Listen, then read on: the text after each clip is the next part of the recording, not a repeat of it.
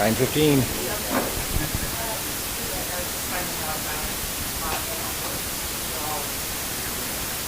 Me too. Very sad to see no coffee.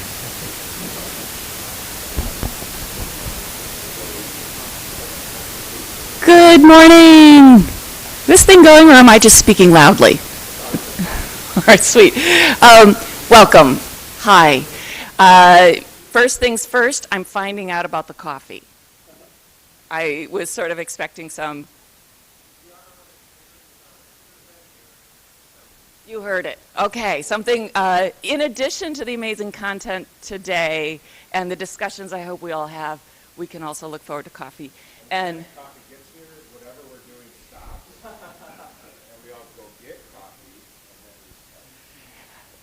welcome. So I'm Jenna Bednar, and I'm a professor of political science and public policy, and I am co-chair with Dean Rosie Sabajo and Dean Celeste Watkins Hayes of the Presidential Initiative of Democracy, Civic Empowerment, Global Engagement. I'm here with a fantastic team. Ruth Odenbach, who you might have met downstairs letting people in, and is also the one tracking down where the heck our coffee is.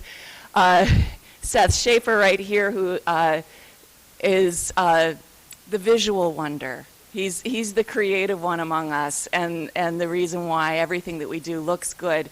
And then Landon Myers, who's sitting out there and is our project manager. Without them, none of this would have happened, so I'm super grateful to them. I want to, since we've organized this into 4 sessions, and we've given you the invitation just to attend one, hoping that you might find others interesting, I thought I'd situate today before I turn it over to Cliff. So this is the second session, and just let me tell you a teeny bit about yesterday. Yesterday afternoon, we met over in the league to kind of do some level setting on the state of the media environment right now. And so Ben Toff came and joined us from the University of Minnesota and gave a super interesting talk about some of his research on the changing environment for journalists, and was emphasizing the extent to which journalists are increasingly in a position, because of competition from people like us who post things, and other kinds of distractions that are available to people. Journalists are increasingly needing to meet people where they are and to make the information that they have relatable, to convey it in a way that makes sense for people and makes sense in their everyday lives. And he talked a lot about why people avoid the news, including or avoid gathering information, which for me, as someone who cares so deeply about democracy, I feel like this is a really worrisome trend, and that a lot of times they find it impenetrable, right? It's like, you know, you see the headline today of, Trump and Putin are kind of negotiating behind Zelensky's back, and you're like, wait, who's Zelensky, right? What is going on? I kind of heard there was something with Ukraine, don't know what the stakes are, etc., right? So how do we, who have information to share, how do we convey it in a way that will make sense to people, and rather than avoiding learning about it? And then that was followed by Samantha Rowland, I think was her last name, from the from API, and Ariel Hessel, who's on the faculty here in communications and media. And again, they brought up, I don't think it was coordinated, but they brought up the importance of communicating in a way that meets people where they are. And so Sam from API was saying that increasingly they find some of the most promising trends in journalism is when journalists build relationships and become a part of communities, rather than the more transactional view of, I am delivering news and I've decided what you need to hear. And so it should be a two-way communication where communities express what they want to know. And she even talked about some experiments where some newspapers or other press media forms are inviting people to write in what they're curious about so that that can affect the stories that they cover. And it's not just an event that happens, but thinking about the full life cycle of the way that it might affect a community, which is not just when the event happens, but then kind of following the families who are affected. 6 months, the 5-year anniversary, that sort of thing. Really building a sense of a relationship, and that is what might make the news more trustworthy. Because right now, one of the problems is that people are not trusting the news. And Ariel talked about influencers, and that influencers are very relatable people. This is what makes them very effective, is that they are able to capture and convey information in ways that their audiences understand. And so that legacy media might learn a lot from influencers, and they talked in particular about nano influencers, like people with followers of fewer than 5,000, because this is in the level of, sort of the Dunbar number of how many people can we really know. This is at the level of trust, where there is some kind of personal connection. And so I wanted to give you, for those of you who weren't able to make it yesterday, a sense of that. I will super fast also tell you about, as part of the symposium, we invited Kara Swisher, the technology journalist, and Jeff Lawson, who is a tech entrepreneur who used some of his wealth to purchase The Onion, and that they had a conversation yesterday that was a live recording of Kara Swisher's podcast. So if you're curious about it, I think it'll be ready on Monday, and we'll have it linked on our website.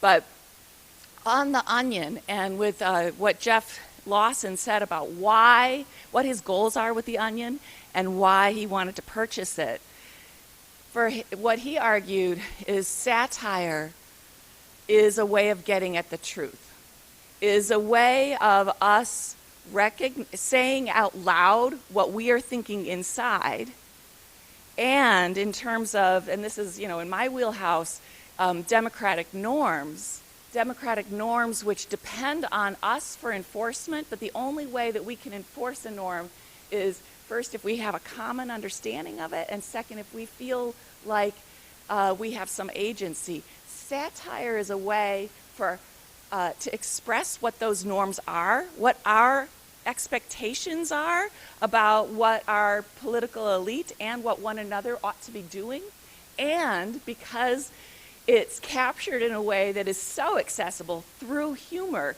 we also might develop some confidence that others see it the same way. And when you start to believe that others see it the same way, then you have some confidence that if I act to insist on transparency in government, on the rule of law, etc., that others will be with me. So I thought I wanted to share that little bit about the project he has going with The Onion right now, and encourage you to check it out. It's quite a shift from, I guess, for the past few years it's been owned by private equity and was just riding on its name to push flashy advertising in a really irritating way at people. So total shift in approach. So with all of that, today, cannot wait for what we're about to do with Cliff, but then please stay. We will, I swear, have coffee coming. We will feed you, I also swear, for lunch. This afternoon, we're going to talk about tech structures, platforms. Then some student posters will be here with us as having a chance to vote on them, with lovely prizes for those who win. And then we have dinner for you. So I invite you all to stay throughout the day and to participate with us, engage in this conversation. We're really hoping that all that is shared here becomes something that you want to talk about with one another. And so with that, it is with enormous pleasure that I invite Cliff Lampy to take over. So Cliff is the sort of person, there are actually a lot of people like this at Michigan, but you really are near the top of how the heck is he doing all of that? But I will just say, in addition to his many and significant and burdensome administrative roles, he has been a scholar and a student of social media before social media was social media. And so we are so lucky to have him as our messenger this morning. So Cliff, thank you. Thank you. Yeah. Hey, yeah, so my name is Cliff Lampy. I'm a professor at the School of Information and Associate Dean for Academic Affairs there. So I do a lot of research and social media, as Jenna was saying, and have been since, 2005, a little bit earlier than that. I am organizing this track with my colleague, Dr. Paul Resnick over there, wave Paul, who also actually happened to be my thesis advisor. So, you know, still performing for Paul 20-ish years later, still great. Thank you. Yeah. Now we're a smaller group. I have built in some interactivity here. If you go to this QR code and take a picture of it, you'll be able to go into a system called Slido, which will allow us to interact while we are kind of also talking. I run a class of 350 undergraduates, mostly freshmen. Right, and there is no distraction. If they pulled out a Fry Daddy and started making fried chicken in the middle of the class, I would not blink even a little bit, right? I understand people are on their email, they're shopping for deals on Amazon Spring Sale, they are booking their next trip, they are, and that's all cool. We will have sometimes to interact together, and then we can also have this. I encourage you, while at least I'm talking, Paul might feel differently, to be on the back channel and filling in information and asking your questions and getting us prepped for the question session. So then what we can also do then, which is nice, is when we have something like this, we can see what kinds of things we hope get covered in this session, and we can have some interaction. So as a practice, let's do another fun one. What is a word that describes the current information environment to you?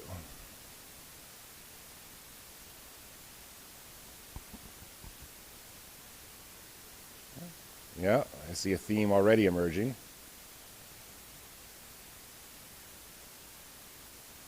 Yeah. At a school of information, it is really an interesting time to be alive, right? Not that information has ever been uninteresting for us, but it is an increasingly complex ecosystem. We've been, for a long time, pushing the concept of information literacy. Basically, how does a person sort through information to decide on things? How do they decide what is good and bad information? There's all sorts of frameworks that we've developed over the past 30 years as information schools to help people do that. Information literacy has been basically our major product for about 30 years, maybe 40. And Paul and I, when we were prepping the session, actually had a really, I think, productive argument. My take, and I'm going to say this starkly, we failed entirely. Right? Information literacy does not matter, right? Being able to sort out good from bad information is a 20th century idea that we have moved past. So that's, the cheerful frame that I'll start that from. And let's kind of challenge that over the course of the discussions today and have that conversation. When and where does information integrity matter? How do we decide what is good or bad information? What's the role of power in who gets to say what's true or not, right? All of these are big questions related to this topic. So your word cloud here is, if I had to describe this, I bet you if I put this into ChatGPT and said, what's the emotion this expresses, anxiety would come out, right? And we see that. I captured measures of anxiety just the day before election. Right? And then I captured kind of a randomized population of people's anxiety about a week ago. And anxiety has gone through the roof, right? The measures of anxiety are much higher, and it's an interesting effect to see. It's cross-sectional survey data, so be careful what you interpret, but there it is. So let's just kind of make sure we're making a couple of terms clear, that we're all talking from the same language. What I always tell my students is that misinformation is information whose inaccuracy is unintentional, right? And there's tons of types of that, right? Like there's clickbait. I doubt that this simple trick will actually solve your psoriasis, right? There's satire, as Jenna was talking about earlier. And satire out of context quickly becomes misinformation. There's errors. Sometimes people are just wrong, right? And that's okay too. Sometimes there's pseudoscience. Sometimes there's sponsored content that is Lucky Strike really the best cigarette there is. Things like that are all information that gets shared all the time. If we were to apply, again, an information literacy lens to some of these things, we would say, like, that's probably not the truest information that exists, but, that we still have all this stuff. On the other side of that, disinformation is information that is deliberately false or misleading, right? Information that is deliberately false or misleading. And I think, and I know Sasha's going to talk a lot more about this in her section, one of the things that we see is an increased amount of that coming from foreign actors who want to do the United States harm, right? Disinformation injected into elections to drive polarization. We'll talk some more about that. Let's actually go back to Slido for some Slido fun.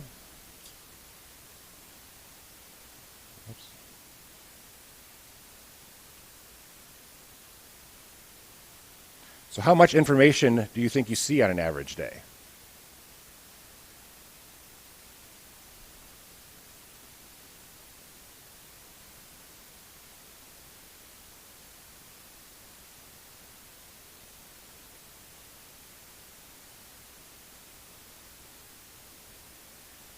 Anybody have any examples they want to shout out and share? I saw one yesterday as I was, kind of putting final touches on these slides that I was going to share in a second. Think about that. We'll come back to what is the disinformation you're seeing a little bit in just a second. So then the next question is, how much do you believe it, right? First, you're identifying it as disinformation, right? That part is easy. But what about the information you didn't catch, right? How much of the information that you thought was just information was disinformation? How much are you susceptible to disinformation?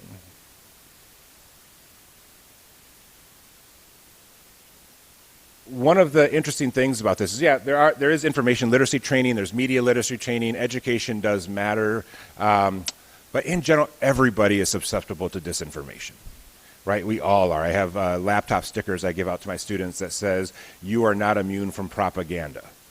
Every single person has read something presented as information that was incorrect and believed that thing in the last week here, right? I know I have.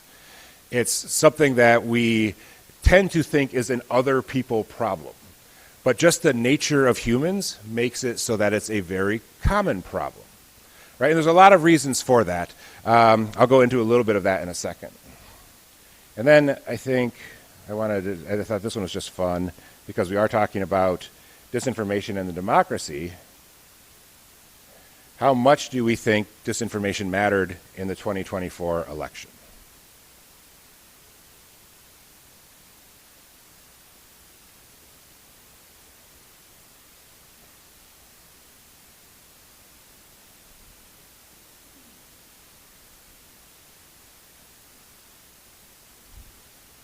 Yeah. So it's, I think, something we all feel is there. We're not quite sure necessarily what the mechanisms are, but and there are lots of ways that we can fight this that Paul's going to talk about. Or fight is the wrong word, I think, mitigate. But it's all part of the environment we live in. And misinformation in a social context or social media context has been around for a bit. So the IRA, I remember working with Facebook in 2014, and they were already having measures against the Internet Research Agency, which is a Russian troll farm that injects disinformation into elections. This is a problem the social media companies have known about for quite a while, and something they've worked to solve in varying degrees at varying times. And a lot of it is, intended. This is an example from the 2016 election that was taken from Facebook. Most of the disinformation or propaganda that come from, non-domestic sources, foreign sources, looks just like something, my uncle would say, right? Or my friend from high school would say. Most of it is not obviously disinformation. I also tell my students that the hard thing with disinformation is extricating it from everything else, right? Nobody's giving you like a nice little nugget of disinformation. Sometimes they are, right? Like having measles for a week is better than the vaccine causing your child to be mentally disabled, right? That's a meme I saw yesterday. There are little nuggets of disinformation like that, but usually what you do is you take a piece of disinformation and you mix it in with maybe a bent truth or a strong position on something or the outright thing, right? Like when humans speak, they're not speaking in little bites of information that can be weighed and measured. They're speaking in complex frameworks that blend all of these things together, right? Persuasion, information, belief. It's hard to extricate it all. We used to have a lot of government agencies that would fight this, especially from foreign actors. The America Cyber Defense Agency was a great part of this. Maybe, Javed, you could talk more about this group.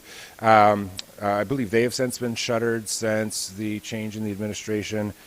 This comes from their sites. They were tracking during the 2024 election some of the disinformation channels that would pop up.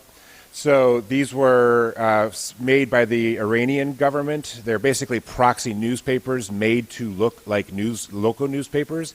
And the idea for something like this is you create a story that's an obvious kind of propaganda or disinformation story. It looks real enough, and then people will share that story. It's especially golden if what they'll do is they'll take the article and they'll share it out of context by posting it on their Facebook or their Instagram or their Twitter, and then therefore it looks like just a news story, just a headline and a byline. And people who aren't going to go through the work of chasing down the provenance of that story will take it at face value and assume that that is the news. Right? So this type of thing is super easy to create. My 12-year-old could create a site like this. And all you really need is enough time and the desire to create it.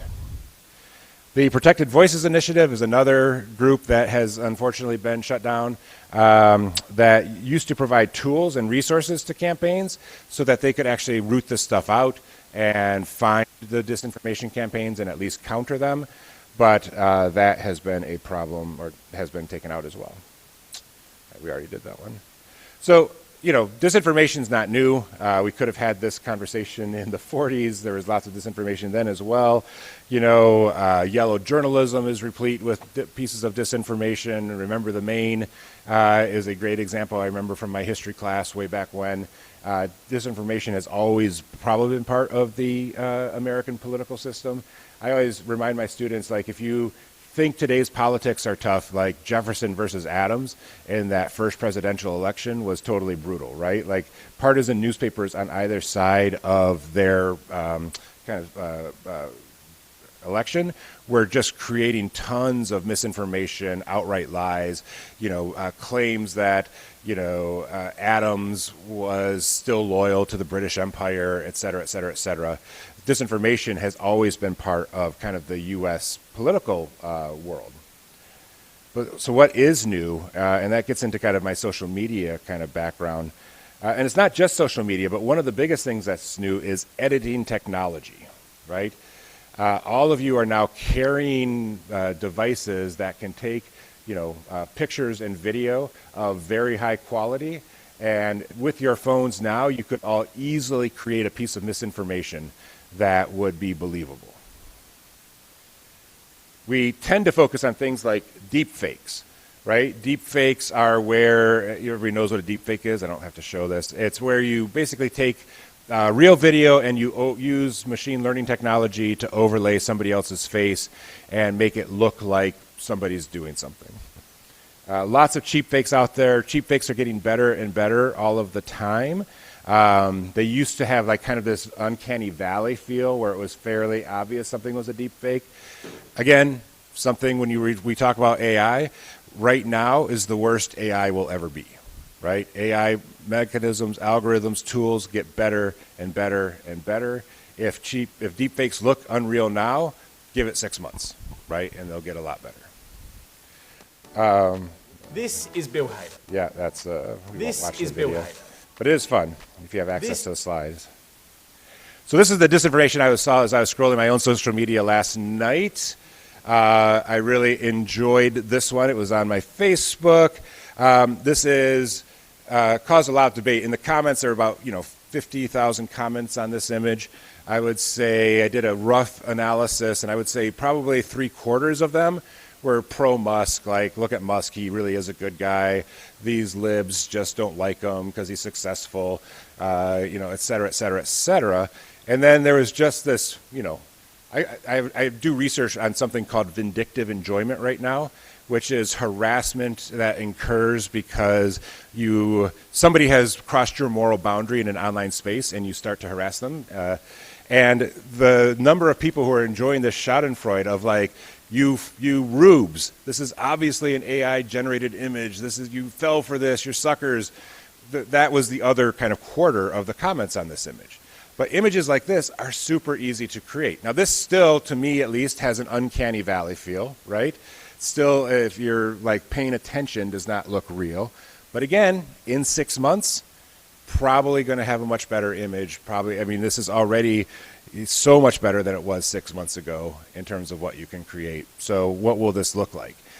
Now, I will say that there's a generational thing with this. I think Gen Alpha is starting to disbelieve everything at first hand, right? Like even video, right? Seeing is no longer believing for the younger generation.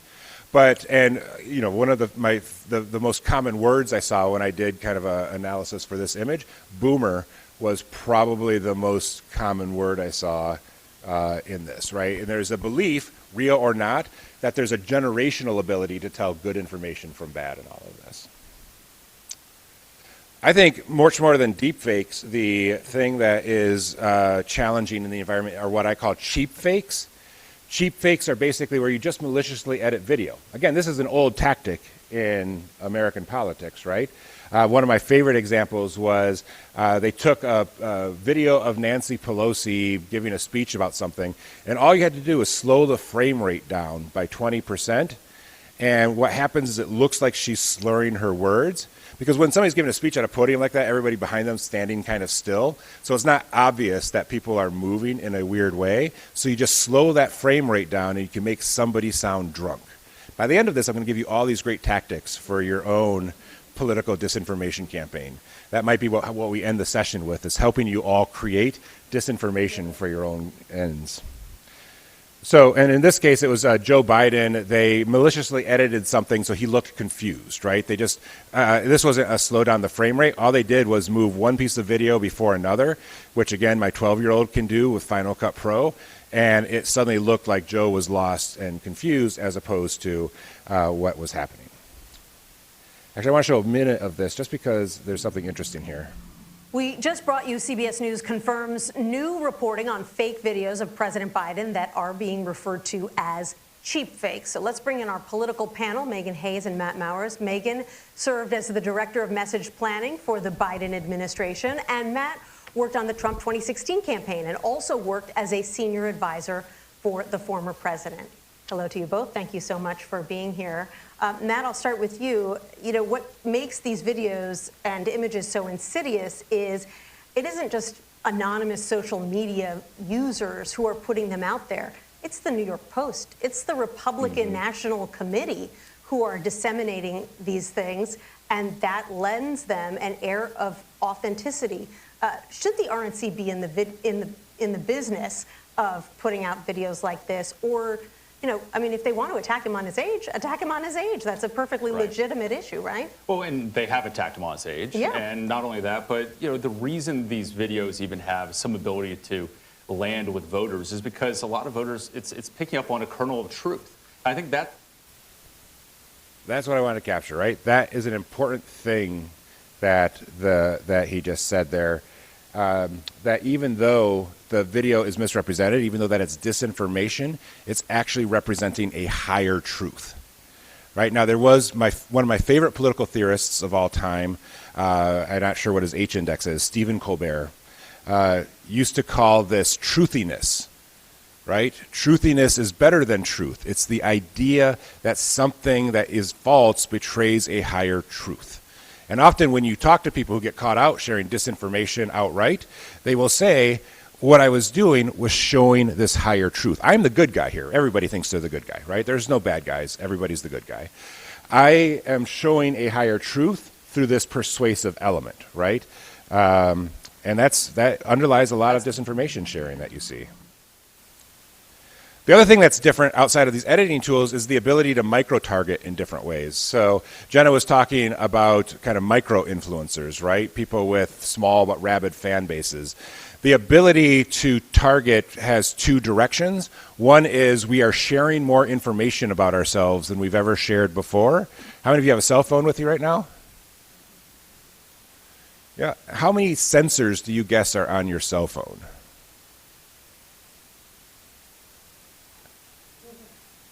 Five's a good guess. I actually don't know. I think it's upwards of a dozen last time I checked.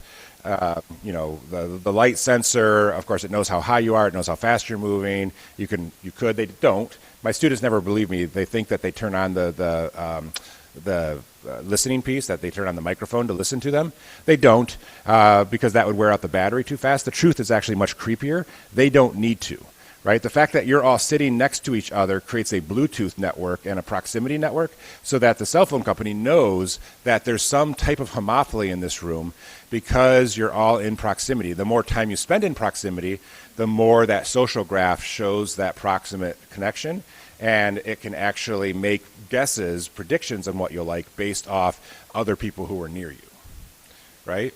That's even creepier to me than if they just turn on their phone for a few minutes. I don't know, is that creepier? How do you think people think it's creepier to turn on the phone? To turn on it's creep. I guess you're really kind of racing to the bottom there. The other challenge with kind of canalization and channels is the filter bubbles that it creates. So I have a lot of information about people. We have all this great data. I can create sophisticated profiles a la Cambridge Analytica of what people are moved by, what they like, things like that. And then what I can do is I can isolate you in social media channels. Again, I always tell folks in talks like this, the job of Facebook and X is not to foster democracy, right? The job of Facebook and X is to maximize shareholder profit. And to do that, it's to keep you on their site as long as possible, to sell you as many ads as possible. And to do that, they are going to create algorithms that show you content that you respond to. Right? If you respond to it angrily, great. If you respond to it, hornily, great. Whatever it is, they are there to keep you on the site to serve you more ads. They're not there to foster civil society. Right? And so that type of really strong algorithmic surveillance capitalism, as Shoshana Zuboff called it, creates a context in which it's very easy to feel like you're on Facebook and this is what Facebook must be like for everybody, or I'm on X and this is what X must be like for anybody.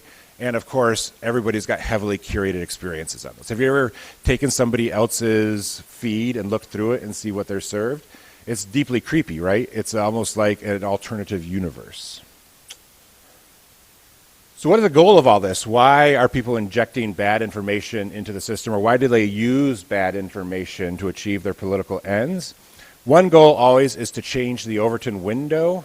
This is a really politically science group, so maybe I don't need to explain that, right? That's the norms. That's the group of norms that are what's acceptable in the world or not. Some political ideas are unthinkable. Some are set as policy. In order to do something like, a good example is gay marriage, right? In order to have gay marriage, it had to move from this kind of radical idea into sensible, then into popular, until it can become policy. So if I have an extremist viewpoint, like if I think, for instance, what's a good extremist viewpoint right now, America first. The thing I have to do is to make that idea popular by keeping moving norms around that idea, and that's great for use of social media, micro-targeting, creating content is great for that. Another goal, and for me at least the major goal of a lot of disinformation campaigns, is to give people to give up on the idea of truth altogether. Right? My second favorite political theorist of all time is health advocate and political thinker Steve Bannon. He said this at one point: the Democrats don't matter, the real opposition is the media, and the way to deal with them is to flood the zone with shit. Right? Information flooding is a long-term tactic that's been used when you don't want people, when you want to control what is true or not true. Right? All the fights we've seen over the last 5 years about, like, what is disinformation? How dare you call this disinformation? The only thing you're doing is calling my legitimate ideas disinformation, is part of that fight. It's part of this fight of who gets to decide what's true or not. And flooding makes it so that people, again, give up information literacy. Right? The flooding works because, in general, thinking is very cognitively expensive. You don't wake up and think about, should I brush my teeth this morning, right? You don't weigh the pros and cons, write maybe a nice list of why it's a good idea to brush your teeth. No, you've just been habituated to it, so you probably did it without even really thinking about it, right? Most of our day we get through very successfully without really thinking too much about it. Lots of little tiny decisions we make all the time that are part of this, in the elaboration likelihood model, rapid thinking that we do. So information flooding becomes a really great opportunity, if you have a point of view, to kind of make it so that people give up on the idea of truth, right? One of my favorite examples for this is always anthropocentric, human-made climate change. Climate change data is really hard. I'm not that kind of scientist, so I don't really understand the nitty-gritties of the details of a lot of that work. A lot of times I am trusting basically heuristics to determine if I think that human-made climate science is true or not, or that human-made climate change is real. Those scientists have been great. All that data is available. Do I really understand how to interpret how that data was collected, how it is presented? Probably not really, right? And so even in a case like that, it's so easy to flood people and get to what they want to believe because it's really hard to unpack data. One of my favorite examples of this in recent times was that the hurricanes that occurred just around the election in the American South were man-made. Everybody heard this? Yeah, huge amount of information about this. And they provided tons of data. What they would do is they would just, meteorologists would come out and say, no, that's impossible. Take a look at this data model. But of course, that's hard to understand if you're not a trained scientist. So then people would just throw other science-y looking data on top of that, and suddenly all the science-y looking data melds together, and you depend on previous heuristics. Right? Part of the goal for this is manufactured nihilism. It's the idea that, okay, if everybody lies, then it doesn't matter if my team lies. If there's no such thing as truth, then I'm just going to use my identity or other heuristics to identify the truth. Kate Starbird, who's a great disinformation researcher at UW, has talked a lot about this. And one of the pernicious things about manufactured nihilism, it uses kind of the dress-up clothes, the armor of critical debate, rational inquiry, scientific method, all of these things to do the manufacturing. So again, all this misinformation, disinformation, it is very hard, right? Because it's so human, because information at its heart is a human, not a technical process really, it gets really challenging. What is true? Who gets to decide what is true? How do you actually help people sort through all of that? That's kind of what my next speakers are going to kind of go through and really help us understand. Before that, anything points people want to challenge? We have a little bit of time before Sasha gets up, so we can kind of go through how to challenge me. Yes, no, what do you think? I'll bring you a microphone. Yeah. I wanted to know your thoughts about Substack, which is trying to change the way the filter bubbles happen through recommendations. But if you look at anybody's Substack list, it's completely siloed. And then I just wanted to ask you that to also, in the context of who's invested in Substack and how that affects the way we engage with it, because people are using it in a different way from other platforms. Yeah, and that's particularly interesting. Sasha might actually want to talk about that too at some point, because you know, I think more about Substack than I do. But like, if the technology doesn't filter bubble you, you will filter bubble yourself, right? Because it's more intellectually compelling to feel comfortable and to have everybody agree with you that you're right. So it's a very challenging thing to face opposing viewpoints. Yeah. Actually, I was going to have you get up and start setting up. This is Sasha Ingber. She is joined us from Washington, D.C., so we treated her with a little Michigan special weather yesterday.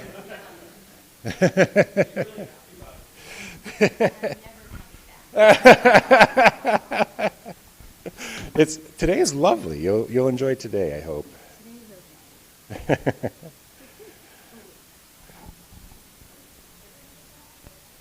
Yeah.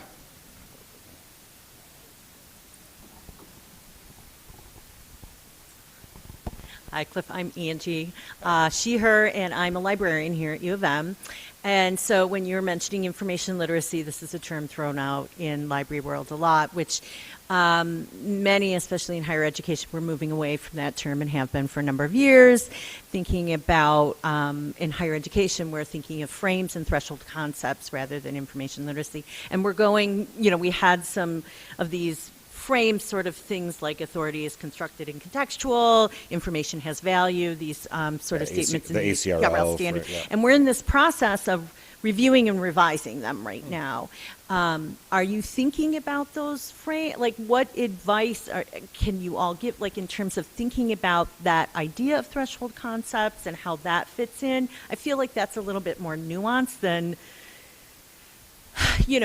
this idea of what information literacy or media literacy or digital literacy means. On the other hand, I'm mindful of the conversation about meeting people where they are and translating this in, and that's sort of my job as a librarian too, is these spaces where I'm trying to make it personal and things like that as well. But are you looking at those as well? And, anything I can take back? I just got a survey from ACRL about giving them feedback. Yeah, I'll send you some stuff. There is, I use ACRL in class. That's what we teach the undergrads. It's kind of the best of the frameworks that are out there. But even with ACRL, I think part of the problem that we have is we treat this as an intellectual exercise when it's really an emotional and identity exercise as much as it is anything else. Oh, what's that? ACR is the Association of College Research Libraries. And it's a really nice framework for information literacy that takes a lot of fuzzy things into account, but still is a very much kind of an in-your-head thing. All right, well, let's get moving on to the next session. Thank you so much for being here. So, Sasha, I have your bio here, but I was impressed with your record. Actually, I didn't get a chance to tell you, but my kid and I just went to the International Spy Museum recently, and it's fantastic. She does a great podcast. She's the first journalist to do the podcast for the International Spy Museum, which is great. You have a Substack, right, on Human Int, it's called, which looks at the kind of intelligence and spy world through kind of these human stories. Longtime journalist, has worked with National Geographic, NPR, and a few others I'm forgetting at the moment. You've done a great job. Oh, thanks. I try. Paul, is she right? Like I'm doing okay with the intro? Great. All right. Thank you. And, has also worked in the State Department, right?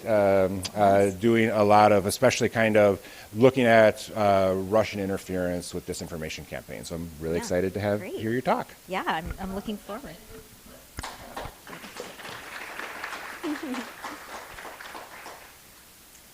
Great to be with everybody here in the room. Can you guys hear me okay?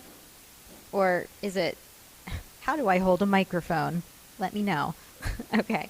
All right. So as long as everybody can hear me, I will get us started here. So as Cliff said, I'm a journalist. But before I was a journalist, I was trying to be a journalist, and I was not doing very well at it. So I ended up getting a job inside the U.S. State Department as a writer and an editor. And I did not know that this would change the course of my life. And what I'm really going to present to you today is what I've seen from inside the federal government in debunking disinformation to then covering it as a national security reporter. inside the State Department, there were a lot of characters. This was pre-Doge. People felt pretty confident about their jobs. I'm at a big team meeting. There are dozens of people here. The coordinator of the bureau comes into the room and says, "What are we trying to accomplish here, you guys? What are we doing here?" And one of my colleagues, who was, albeit close to retirement, he literally said, "I haven't known what we've been doing since the Cold War." And incidentally, the International Information Programs, which was the name of the group that I worked for, was a vestige of the old U.S. Information Agency. But this got rolled into the State Department. It was erected to combat Soviet disinformation and propaganda. But after the Cold War, Senator Jesse Helms said, "We don't need this agency anymore, and let's cut costs." And Clinton in the 90s said, "Okay." So it then got put into the State Department. But then we move into 2014, and Russia has now invaded Ukraine. It has illegally seized Crimea inside the State Department. I wasn't allowed to use the word annexed. They occupied the Donbass in the east. And it wasn't just that these areas were now occupied by Russia. Now U.S. embassies across the world were seeing an uptick in Russian disinformation. They already had a lot on their plates, so they didn't know what to do about it. They wanted an entity to start providing counter narratives to truth bust these false narratives that Russia was putting out, churning out to justify the war in Ukraine. So we hit 2014, this happens, and I get a work email that says Russia team meeting. And I think it's an accidental email. And then a deputy coordinator comes rushing down the stairs and tells me that I've now been put on this team countering Russian disinformation. I was a writer, I was an editor, I called it like it is, and suddenly I was catapulted into this world where now I'm meeting with the CIA analyst and Ukrainians who are trying to present their own counter disinformation efforts. It brought me into this very interesting world. And here's what Russian disinformation looked like back in the 2015 time period. Oftentimes they would use children as a way of getting at people's emotions. This pulls at our emotions because children are innocent, they're vulnerable. Form of psychological warfare. They also were very creative. They actually took video footage from a video game and used it to make the claim that the United States was supplying Ukraine with weapons. But this is 2014, not 2022 when the full-scale invasion happened. The United States was not providing Ukraine with weapons. This was video game footage. Very clever. And my personal favorite, although unfortunately I share a first name with her, they used Russia or porn star Sasha Grey for their own disinformation narrative, making the claim that she had become a nurse, or, sorry, her image. She had this woman who looked like Sasha Grey had become a nurse. She was caring for pro-Russian Ukrainians, and she was killed by the fascists. You can see from her tweet that she was not very happy that her identity was being used this way. And the Russians had a sense of humor. My colleague had his website turned into an erectile dysfunction ad. That's when you can laugh, you guys. It's funny. They often use culture, humor, psychology, and technical skills to build these disinformation narratives. Now, at the same time, what I want to say is that these were Russian narratives, and there were Americans who were involved. There were Americans who would go on RT, formerly called Russia Today. There were people who would be talking about geopolitics and the economy and the ways the United States was making terrible decisions. But then it would be pretty easy to figure out who these people really were. There was one woman who I researched in a 2014 interview. She talked about evildoers, and she literally chalked it up to a secret cone-headed species that was separate from humanity and who excelled at math. Quote, "What we're dealing with actually is humanity and the elite. The secret societies, the Vatican, they're traitors to humanity because the one at the very core that's pulling the strings is a different species. They're not the human race. They're called Homo capensis. They've been on Earth together with humanity for before this ice age." And her theory was that that's why the Pope wears a mitre. He belongs to this species. And here she is now on RT talking about like the United States foreign policy. So pretty easy to debunk. But there was something else that was going on at that time. And this is all in the open source. I'm not giving you anything classified here. There was one person who had a blog that I read. And this man fell on the more conservative side of the political spectrum. And he wrote about how the Russians had approached him and how they had offered to pay him money to either write Russia-aligned content or publish content that they would give him. And presumably he said no because he was writing about this. Who knew of what the days would lie ahead? But disinformation wasn't seen in a partisan light at that time. And we didn't see viral posts from Americans on social media. Now, I left the State Department after this team was quote unquote frozen, which is Diplo speak for being shut down. And as I mentioned at the beginning, this was part of the U.S. Information Agency that got rolled into the State Department. Essentially, our mission clashed with the mission of diplomacy. The time that the project was frozen was when Russia began its work in Syria. Inside the State Department, there was a hope that the Russians were going to work with the United States to degrade ISIS. Instead, they were there to boost the Assad regime. But that was a clash that meant that our work couldn't continue. An Obama appointee was the one who actually made this call. And of course, the disinformation space has continued to evolve.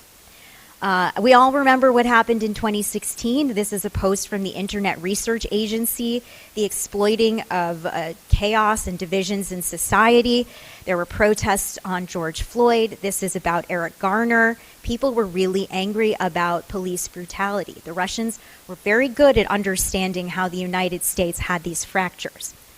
And in the next few years, there were lessons learned and efforts to stop what happened in 2016. Tactics like pre-bunking, organizations like the Stanford Internet Observatory and the Election Integrity Partnership, which was specifically meant to try to stop disinformation around the 2020 election in partnership with the federal government, research institutions, and nonprofits. At the same time, there were Chinese and Iranians now who were in the same disinformation game, and companies like Facebook were trying to prove that they had learned their lessons from 2016, and now they were going to start taking down disinformation.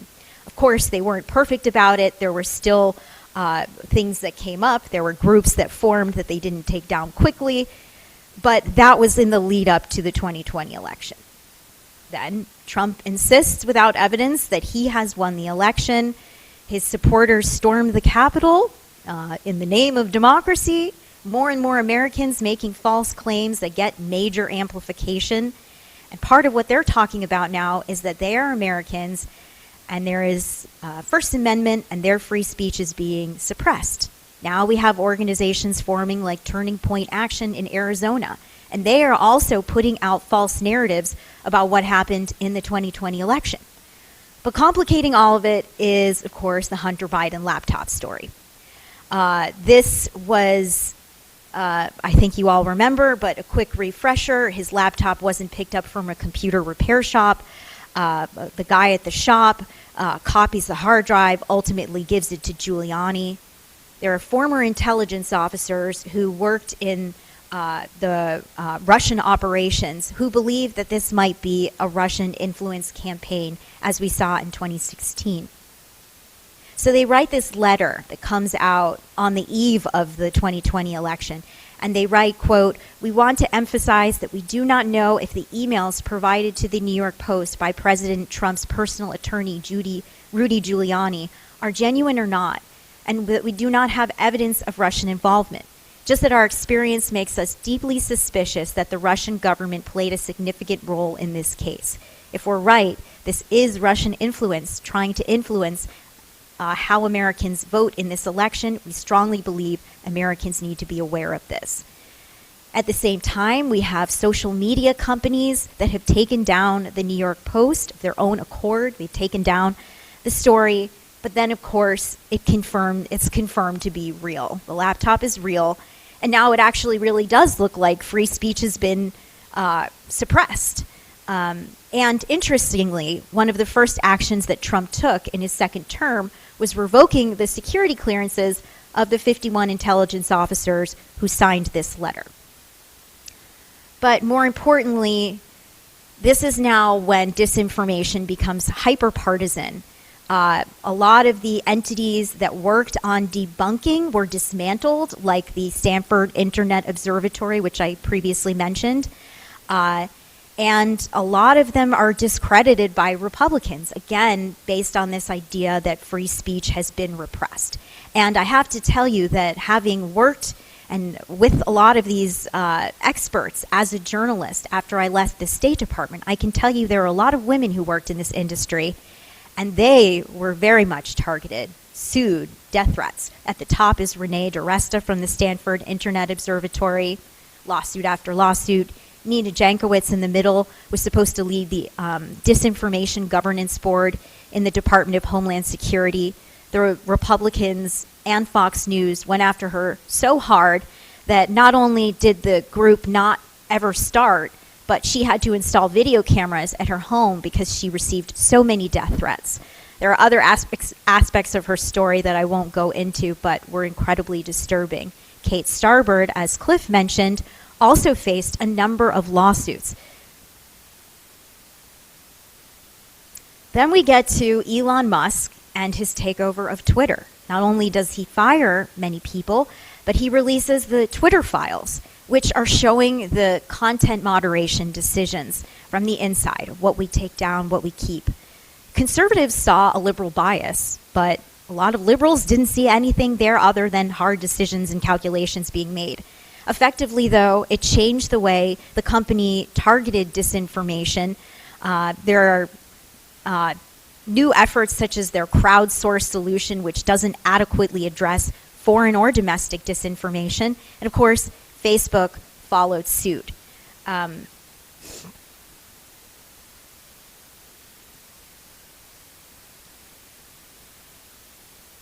Now, I mentioned that at this point I was a journalist, and it was becoming more and more clear to me that as this is happening in the U.S. information space, these narratives from Russia actually have Russian intelligence services behind them.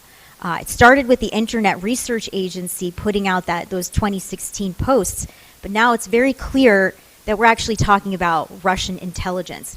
In the pandemic, I broke a story about a website that was geared toward American veterans that had been run by Russian intelligence services for years. It was one of 26 sites that they were secretly running that the United States knew about, but let continue because it was easier to just let them keep going and monitor it than to shut it down and see what next iteration showed up. One of the narratives that I reported on at that time was how they were trying to discourage U.S. veterans from taking vaccines. And that is certainly a narrative that developed inside the Pentagon. Another example, Russian military intelligence, the GRU, hacked into media websites, and sometimes they would plant false stories, like this one. A U.S. armored vehicle rammed into a bike in Lithuania, allegedly killing a child. Not true, but again, Russian military intelligence. By 2024, they started using artificial intelligence.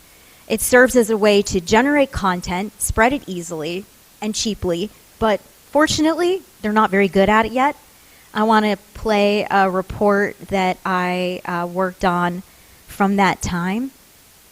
Scripps News national security correspondent Sasha Ingber joins us live now. And Sasha, Russian disinformation was a key tool in 2016. What does it look like during this election?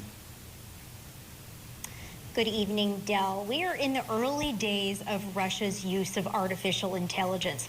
Some of it is clever, some of it is sloppy to the point of being almost comical, but all of it portends some dark days ahead. False reports about bedbugs infesting Europe. Paris is crawling with bedbugs and the UK might be next. False reports about abduction and organ harvesting orchestrated by America. To remove organs of civilians and soldiers who were in critical and serious conditions. And a false investigation into President Biden and a pedophile brotherhood. All bear the trademarks of Russian disinformation.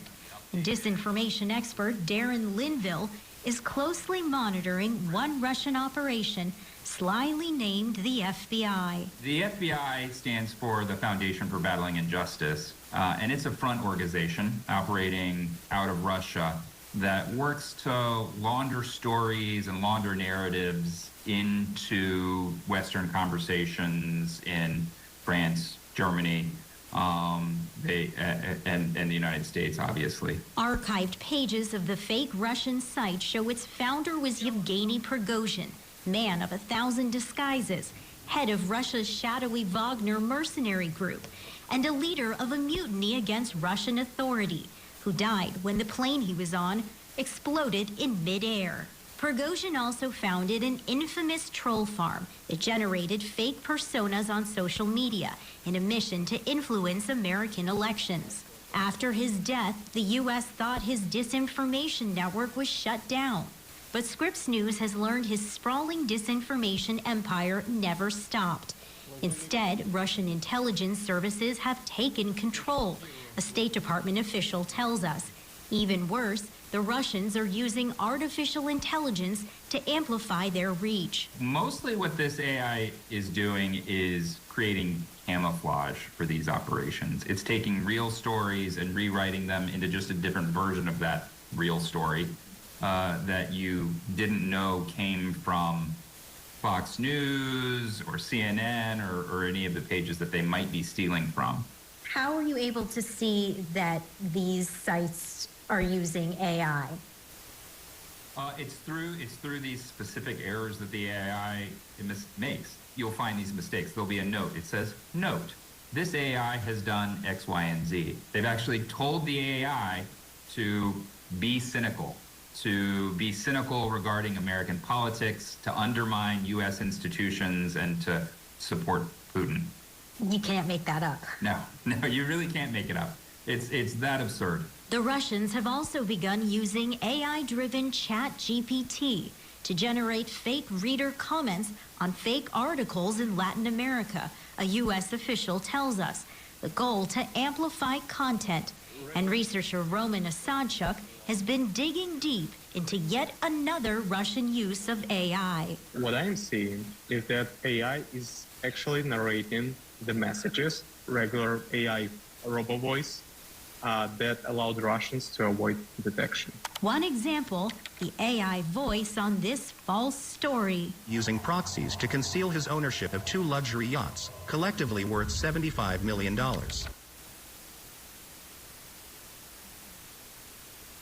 Scripps News national security correspondent Sasha Engberg joins us live now.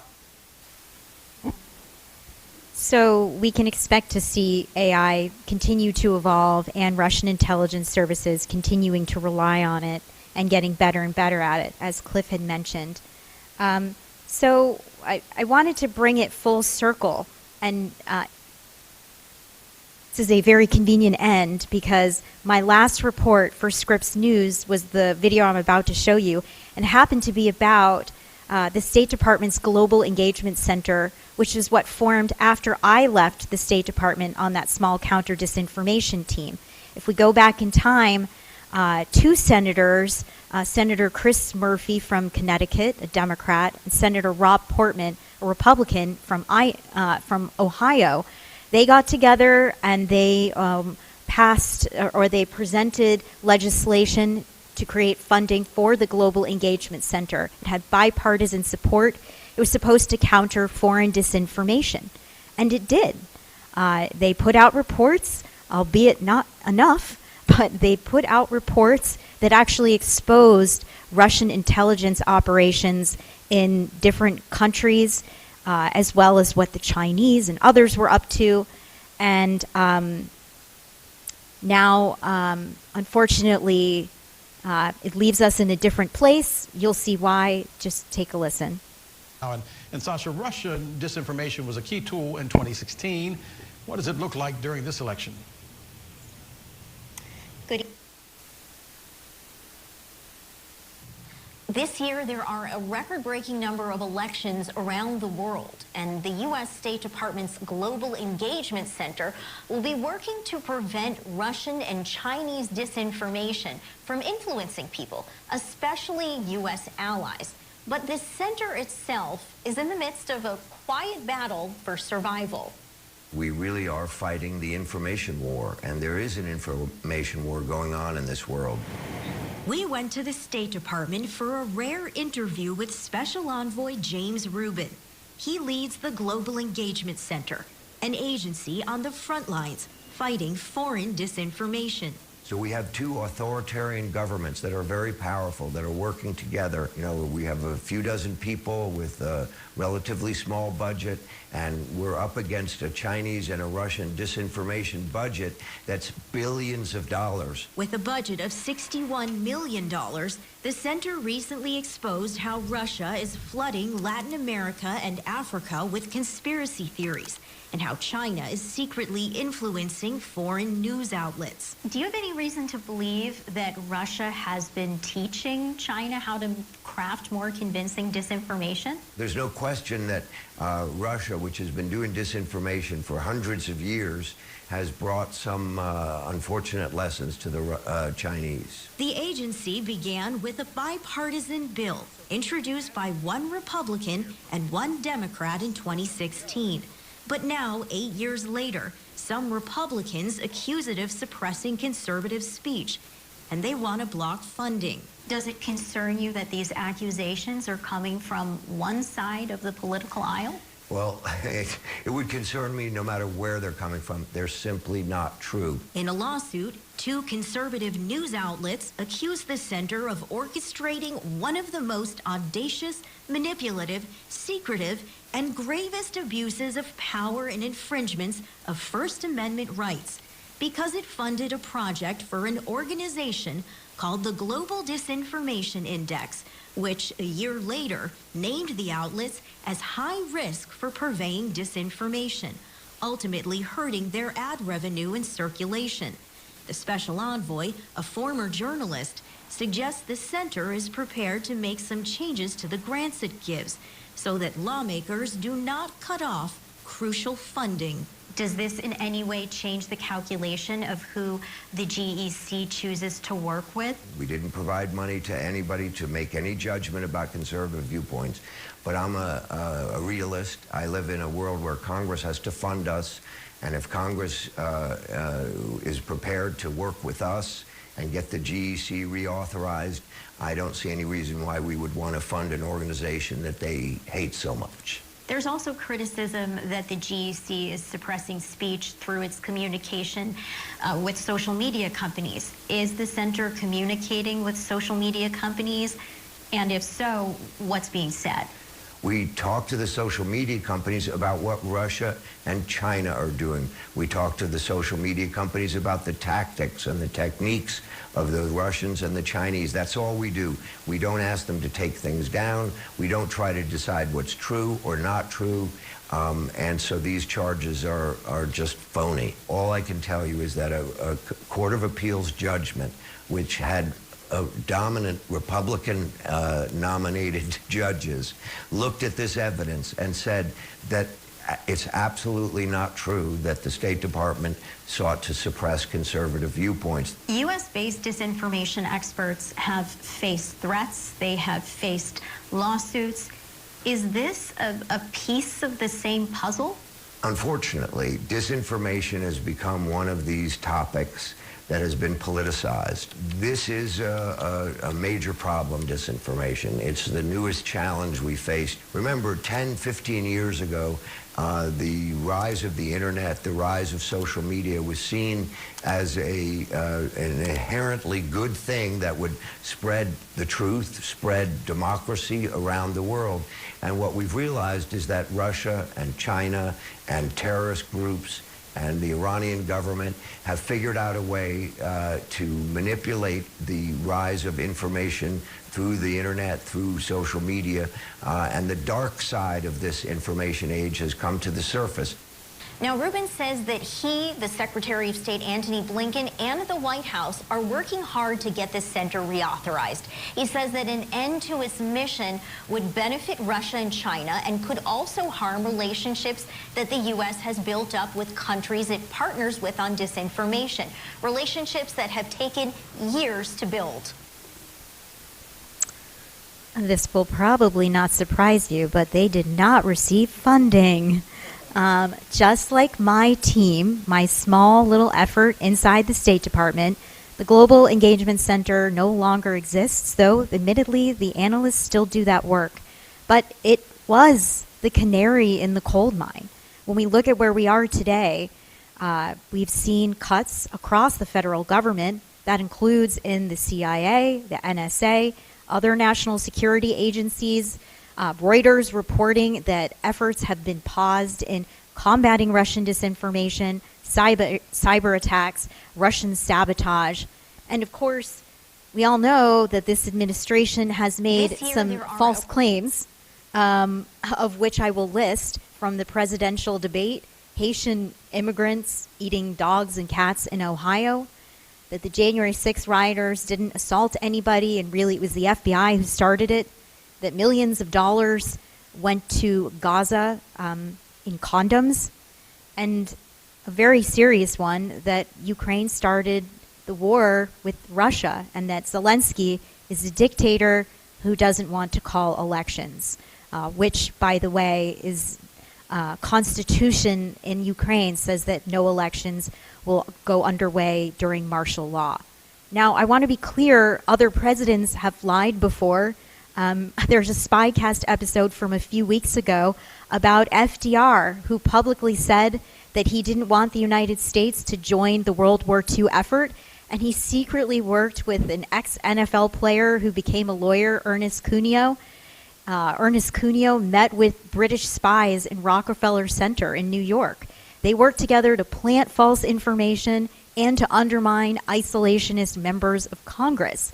There were lies before, there will be lies in other administrations, but we are in a very, very vulnerable moment when it comes to the spread of disinformation and the entities that are working to try to stop it.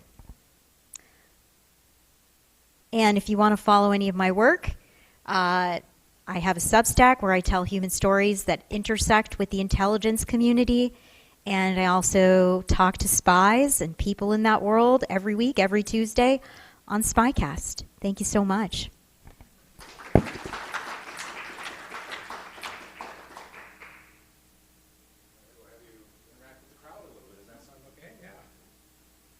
All right. Question? And coffee is here. Well, I'll ask a question and then we'll go and get coffee. So both you and Cliff talked about misinformation and disinformation and how it is being used against America. Does America use it themselves to do good, quote unquote, out there in the world, or does America not participate in this other than pointing it out when it happens? So does this country itself do this? I want to be clear. The United States also uses disinformation and psychological warfare on its enemies.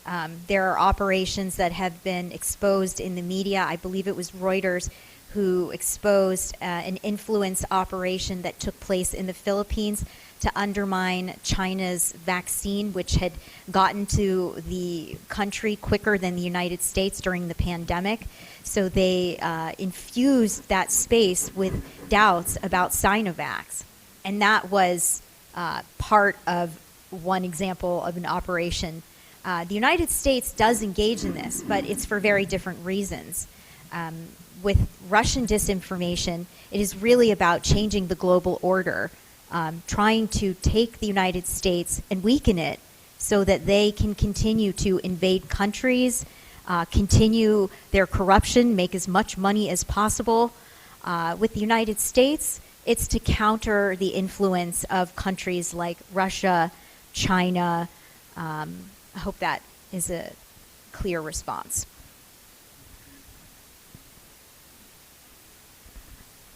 If they can use AI to generate disinformation, why can't we turn it around and use AI to help detect it? Or are we doing that? The agencies like the CIA have been using AI for a lot longer than the normal population. And I have no doubt that they're harnessing it in those ways. I can give you an example that I know from reporting on this, that AI is used to summarize false narratives as a quicker way to get through the onslaught of information that the Russians and Chinese and Iranians are putting out. So they're able to get quicker to these touchstones, and then they can dive into certain narratives more if they want. That's one example of using these language models in a way that is beneficial to sorting through foreign disinformation. Well, I would say, and in terms of automated AI detection, how can I turn AI on that image of Elon and say this is AI? That's actually really challenging. It's an arms race. There are AI detectors out there, but then somebody beats the detector, so somebody makes a better detector, and it is very much the next arms race. Yeah, I often found that even though there were now, after 2016, now there are more debunking operations. You had Graphica and there were so many for a while. There was one inside the Marshall Project too. The Alliance for Securing Democracy had Hamilton 68. There were many of them, but then the Russians also got more sophisticated in how they would put the disinformation on social media.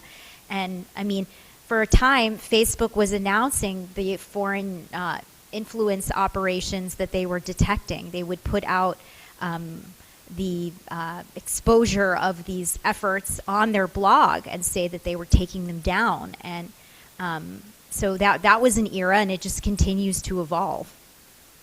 Yeah, just for fun, I created I had ChatGPT create an article that the Galapagos was preparing an invasion of the United States with images, and then I posted that as an image macro to Facebook to see what would happen. And? So far, nothing. I just did it, though, so it took me about 45 seconds. Well, given how I have a couple of threads that I'd invite you to pick up any that seem interesting to you, but given how Cliff talked to us about how easy it is for his 12-year-old, and I would actually probably say he's way more sophisticated. When it becomes possible for middle-aged college professors to do things, then why are we paying so much attention to China and Russia? It seems like it might be accessible globally. And to non-state actors to participate in disinformation campaigns. So, to what extent do you have your finger on that threat? Then I wonder if you might explain to everybody what pre-bunking is as a strategy, a counter strategy, and then last, Voice of America. So, what relationship did its functionality play in counter disinformation campaigns, if any? Mm-hmm. And what could you characterize for us the loss of VOA? Yeah. So I guess I'll start with VOA. It is a tremendous loss. They have not only do they have journalists, at least 5 that I can think of off the top of my head, who are imprisoned in Russia, in Belarus, I believe in Iran, but they have been a major counterbalance to the Russian narrative, providing resources that support free press through the stories that they produce, and providing knowledge that would not necessarily exist without them. It is a huge loss, and I'm in touch with a woman from Radio Free Europe, Radio Liberty, who is dealing with this issue and is really upset to see this happening because fully understands the cost that it's going to have. Not right now, but in the years ahead, we will see that cost. They have been very reliant on the United States for money, and even in a statement that was posted by the U.S. agency that made made the decision to defund the BBG, which funds VOA and RFE and these others, they actually accused people on the inside of being spies. I sent them a message about this and said, can you provide some evidence of this? Who are you talking about? I never got a response. Second question on pre-bunking. So the idea of pre-bunking is to basically try to stop the disinformation before it starts. So to provide as much contextual information before the campaign really takes off, to stop it in its tracks. Interestingly, I remember talking to this guy, Benjamin Nimmo, who had been head of investigations, I believe, at Graphica. He moved on to Facebook and was part of the team that was looking at foreign disinformation, investigating it and exposing it. And he told me that what we would often see were false narratives and then a lot of efforts to debunk it. But then there would be something else, so everyone would go and start debunking that. So now these disinformation actors would go back to the old story and start flooding the information space online with the false narrative again. So that changed the algorithm. So now all of a sudden you might type in, and this is just an example I'm using, but if you typed in January 6th, what happened, now you might be more likely to see the disinformation narratives because everybody's moved on. So there's a lot of different ways to target these disinformation operations, and one of them is trying to stop it in its tracks. Another is trying to look at it after the fact and continue to debunk these narratives. And then, I forget what the first question was. Yeah. Gosh, I don't think it was ever just China and Russia, to be clear. Artificial intelligence is not just cheap and easy, it's accessible, and it has a lot of value for people in all areas. I mean, terrorists have used it to look at ways to produce more lethal biological weapons, to build bombs. Kids use it to, do their school papers. But I think that when it comes to looking at where the damage to national security is, it starts with looking at foreign adversaries, and then it goes into who's working with those foreign adversaries. And that also means looking at firms for hire that also do this work. When the 2024 election season was underway, I would go and listen to the Foreign Malign Influence Center's press briefings. That was inside the Office of the Director of National Intelligence. They actually had their first press briefing in person, which is really fun because you don't usually get intelligence briefings at all, and you definitely don't get them in person. So I got to go and sit there with a handful of other reporters as they discussed the different mechanisms that they were using to try to stop these influence operations in their tracks. One of the things they were doing was private messaging to people who had been targeted, and then they were also doing public messaging when they felt that it reached a certain threshold. And this was a, as they like to say, whole of government approach, but they had a lot of leaders from different intelligence agencies who were part of that decision-making process. And they highlighted the fact that there are private companies that are working with foreign governments to build up their ability to influence the United States in terms of what narratives are worth targeting and how it best should unfold, and then, of course, the artificial intelligence piece. I'm guessing you're really familiar with Section 230, right? The law that indemnifies social media companies from what they carry.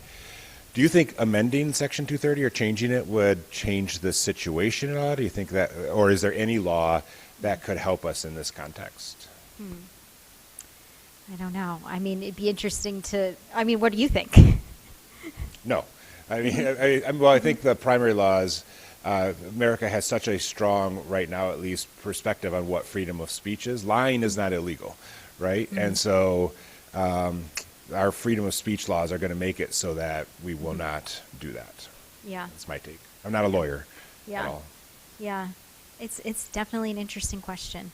And I mean, I wouldn't want to be the person in the social media company deciding, does this stay up, does this go down? Because there's a lot of aspects of it that you might not necessarily see in each individual decision that you're making.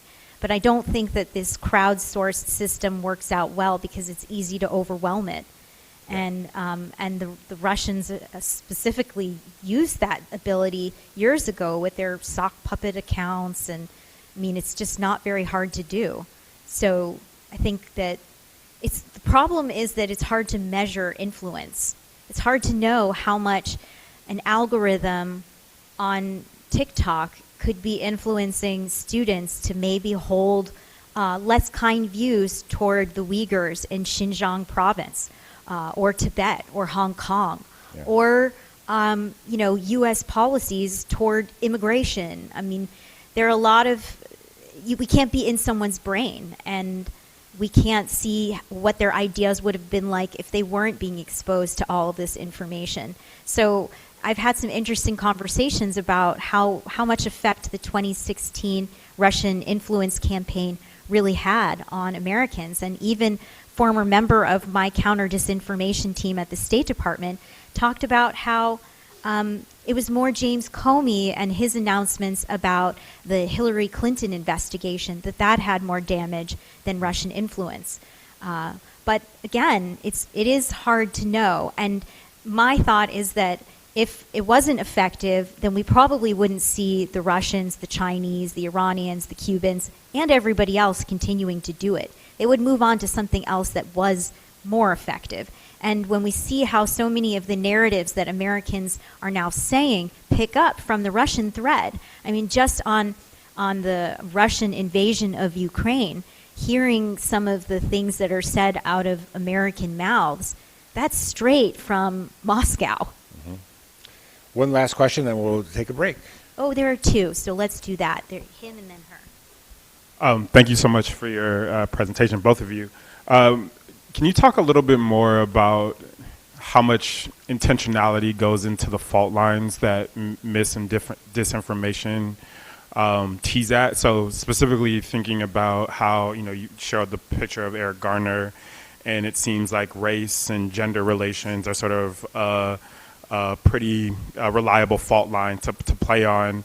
But then you have things like, we didn't elect our first woman president in 2016 because of emails, but now we have Signalgate, and that doesn't seem, I'm just trying to figure out, is it throw spaghetti at the wall and see what things catch fire with the American public and disinformation, or is it really intentional and curated, like these are the 5 or 6 topics that we know are jackpots and will cause division or sow those threads that you're talking about? I'm just curious about how much intentionality you all see when you study this of selecting those threads. Yeah, it's important. I mean, first off, the distinction between mis and disinformation. Misinformation is mistakes that are made by accident. Maybe you're rushing, maybe you've misunderstood something, but they are not intentional. Disinformation is all about intention.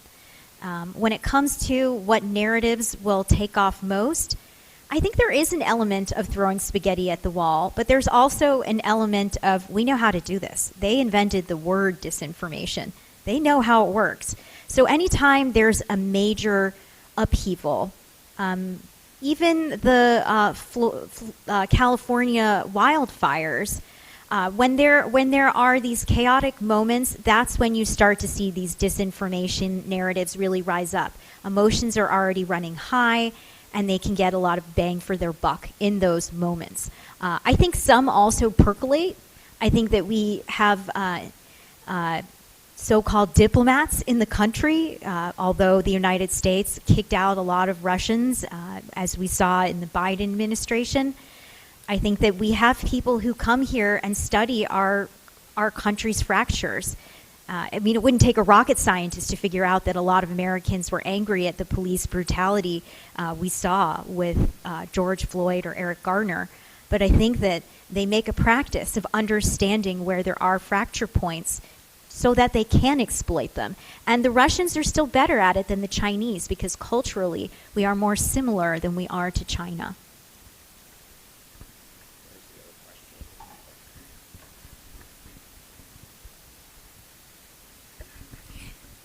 So, in 2019, a State Department program came to me, Global Ties Detroit, and they had a delegation of Belarus media literacy educators come, and I teach a class about fake news, and we were sharing ideas.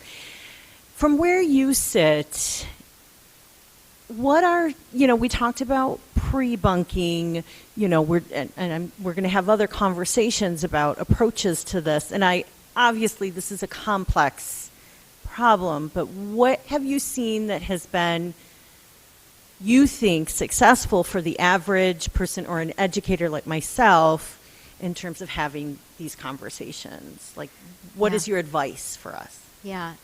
It's such an important question, and I'm going to put a lot of the responsibility on Cliff, just FYI. Yeah. But because the thing is, I can't really tell you what works. I look at how it all got messed up, and I don't necessarily have the answers.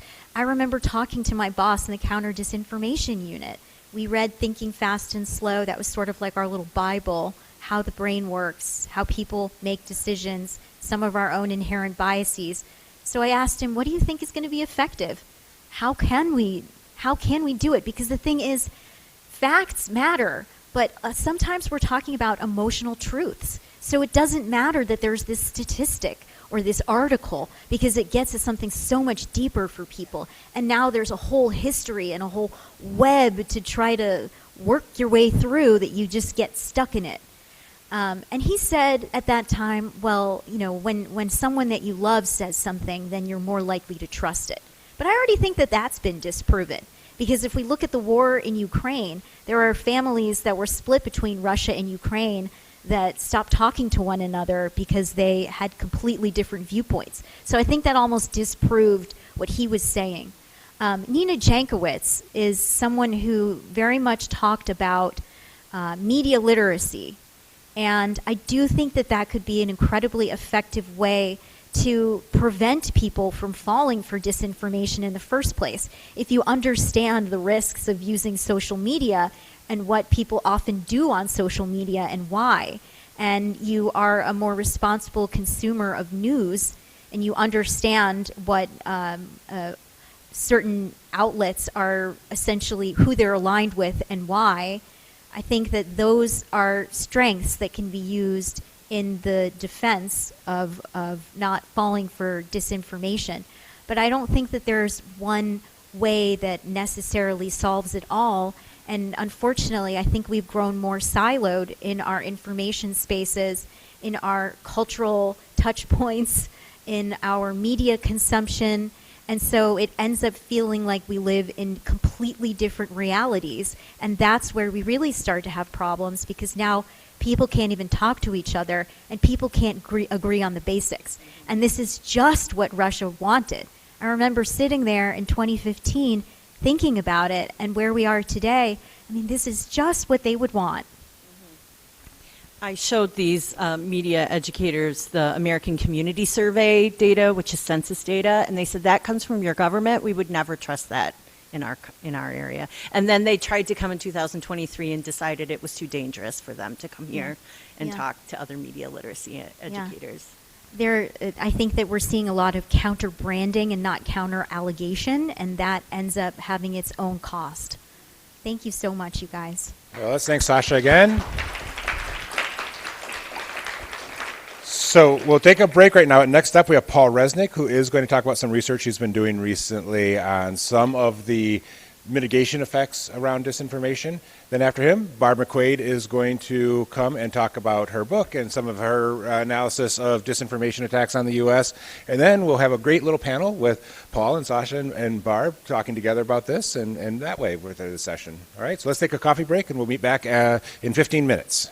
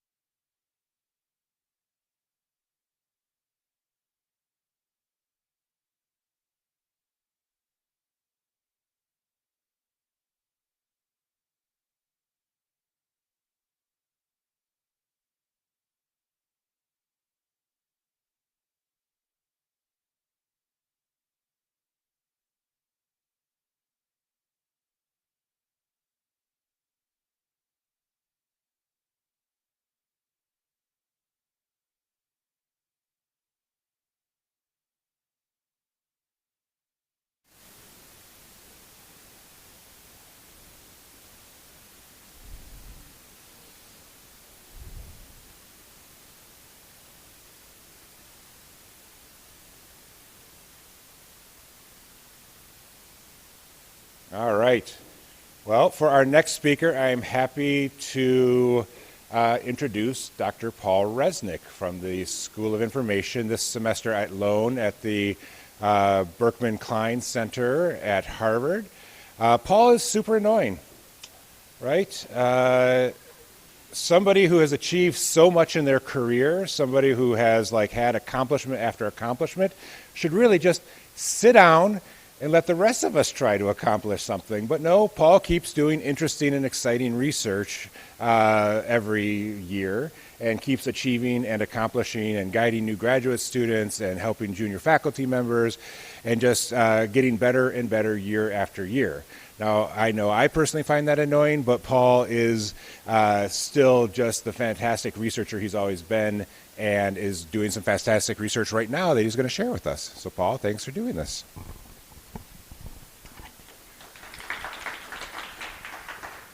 Thank you, Cliff. I'm going to take us in a slightly different direction. Most of the talk is about how misinformation is affecting democracy. I'm going to take us the other direction. Ask not what misinformation can do to democracy. Ask what democracy can do for misinformation. So I want to think about democratic approaches using the public to make judgments about misinformation. So here's an example, a real, I'm going to still call them tweets. I'm sorry, they're officially called posts now, but this is from X, from a few weeks ago. Press secretary had a little exchange with an AP reporter. This is someone saying, "Oh, Caroline Levitt just demolished the AP to their face." Something about tariffs, and you'll notice towards the bottom there's this reader's added context, and it's a very just the facts, ma'am, kind of statement.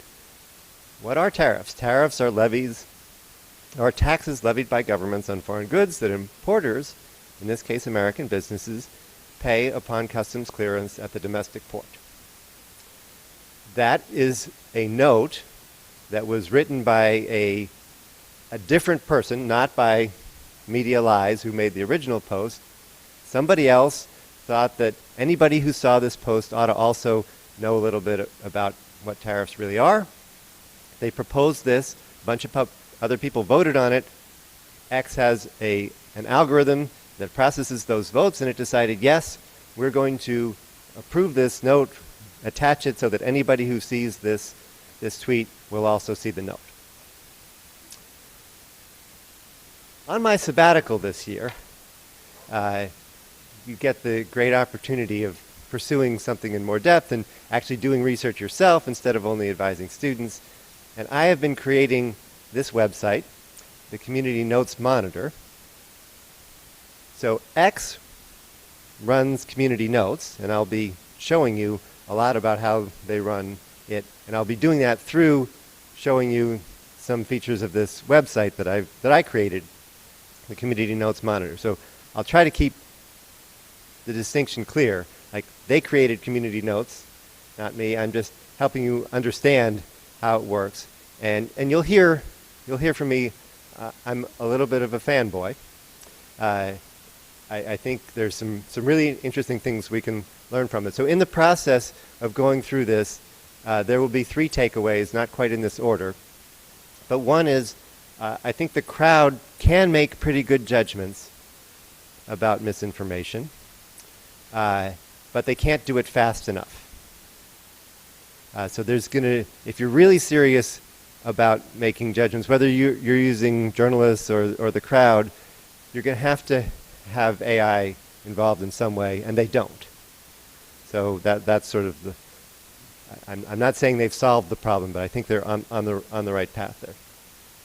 And the third thing is they have this really clever vote counting algorithm, which I'll explain to you how it helps with partisanship, both by factoring it out and in the voting, and which then creates an incentive for the people who are writing the notes to write them in a less partisan, just the facts, ma'am kind of style.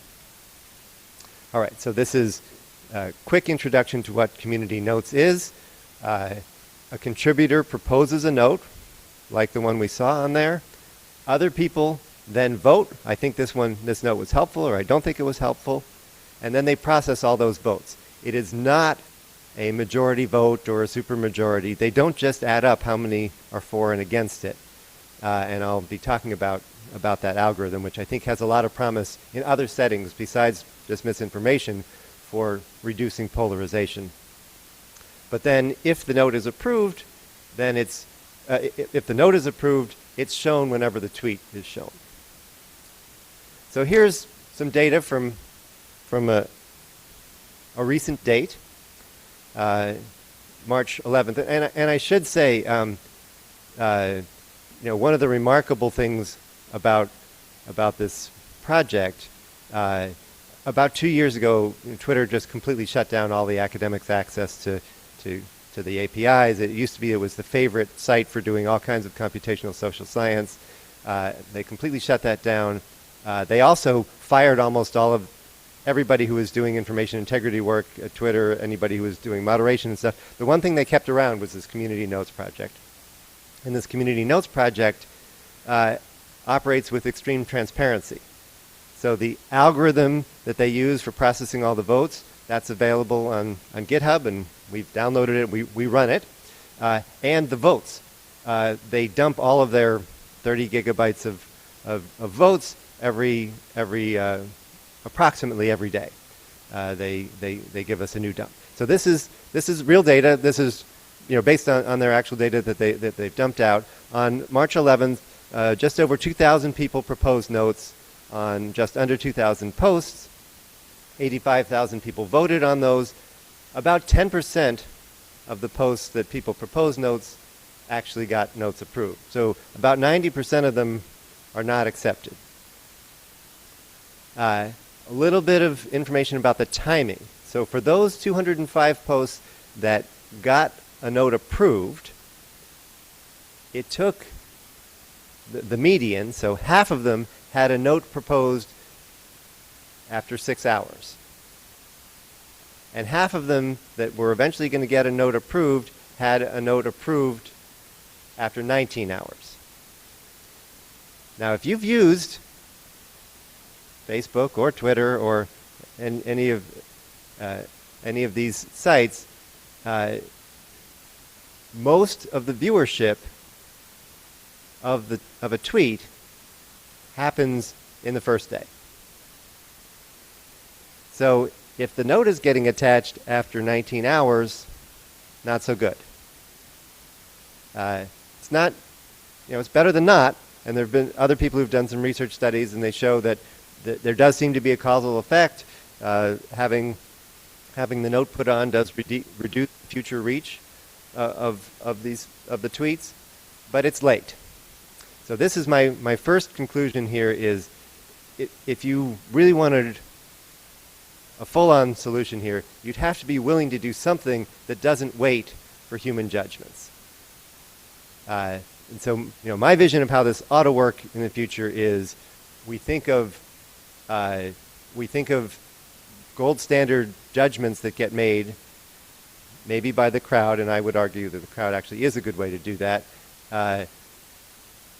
Your favorite way that the judgments get made, but they act as training for AI models, and they are used for overriding the AI models when they make mistakes.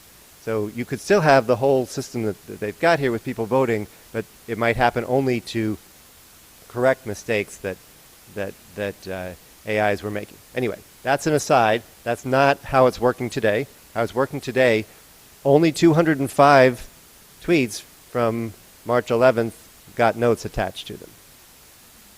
And it happened a bit late. So let's take a look at a few of these. So on our site, the Community Notes Monitor, you can actually go through any day you want and see all of the tweets that got notes attached to them. So on the left is the one we were looking at. On the right, there's a tweet that says Trump is actually an insane man, and it's got showing something insane that Trump wrote, and the note is actually he didn't say that. So some of the notes are just like, no, that was a fake. Some of the notes are things like the one on the left that says here's some extra context. If you're confused about what tariffs are, here's how they work. And sorry, I'm going the wrong direction. I've looked through a bunch of these. I would say I don't agree with every crowd judgment, but they're pretty good. Most, I go look at the ones that the 90% that didn't get attached, and it's like, yeah, that probably shouldn't have been attached. Most of the time, I kind of agree with them. And I'll just briefly mention some past research that we did 5 years ago. I'm sorry, I got ahead of myself. I'll show that in a moment. This, keep going the wrong direction. This one on the left, the tariffs that the press secretary was talking about, the note that I showed you was not the only one that was proposed. There were a couple others. One of them is particularly interesting. The one on the right was actually proposed first. After just 35 minutes, someone came in with, "It is widely agreed upon by economists that the majority of the costs of tariffs are passed on to consumers," and they gave some links for that, which kind of sounds right to me. And yet, that one wasn't approved. The one that came in later, after 2 hours and 16 minutes, we looked at before was, and I was looking at this and saying, oh, what's going on? Well, so first of all, the one on the right that was first actually came pretty close to making it. We'll see more about the algorithm, but it got a score of 0.35. It needed to get to 0.4, but it might not look like it to you or to me. I'm on the liberal side. This is actually a left-wing talking point. This is not just a statement about what tariffs are. It's an interpretation of what's likely to happen as a result of tariffs. And it got a very polarized response. People like me voted it up and said, yeah, that should be attached. And people who were conservative didn't. And that's why it didn't make it. And the Just the Facts Ma'am version did make it through the voting process. So this one at least seems like it's kind of a success of the system in my view. So this aside, 5 years ago, we tried to do a test. How well can crowd workers, this was on Mechanical Turk, how well can they judge misinformation? And we recruited 54 Turkers of mixed political opinions to rate each of a couple hundred news items. And we judged their performance against the standard of judgments made by a journalist. And they correlated somewhat. And the question is, how much is enough? So our benchmark was, how well would a panel of other journalists do? So we had large panels of lay raters, Mechanical Turkers, and we're comparing their performance against a small panel of journalists, either 1 or 3. And the outcome metric is how well do the judgments correlate with a held-out journalist. If we had 16 or more lay raters, we had a higher correlation with a held-out journalist than if we took the average of 3 other journalists. So the lay raters were actually better than a panel of 3 journalists at correlating with a held-out journalist.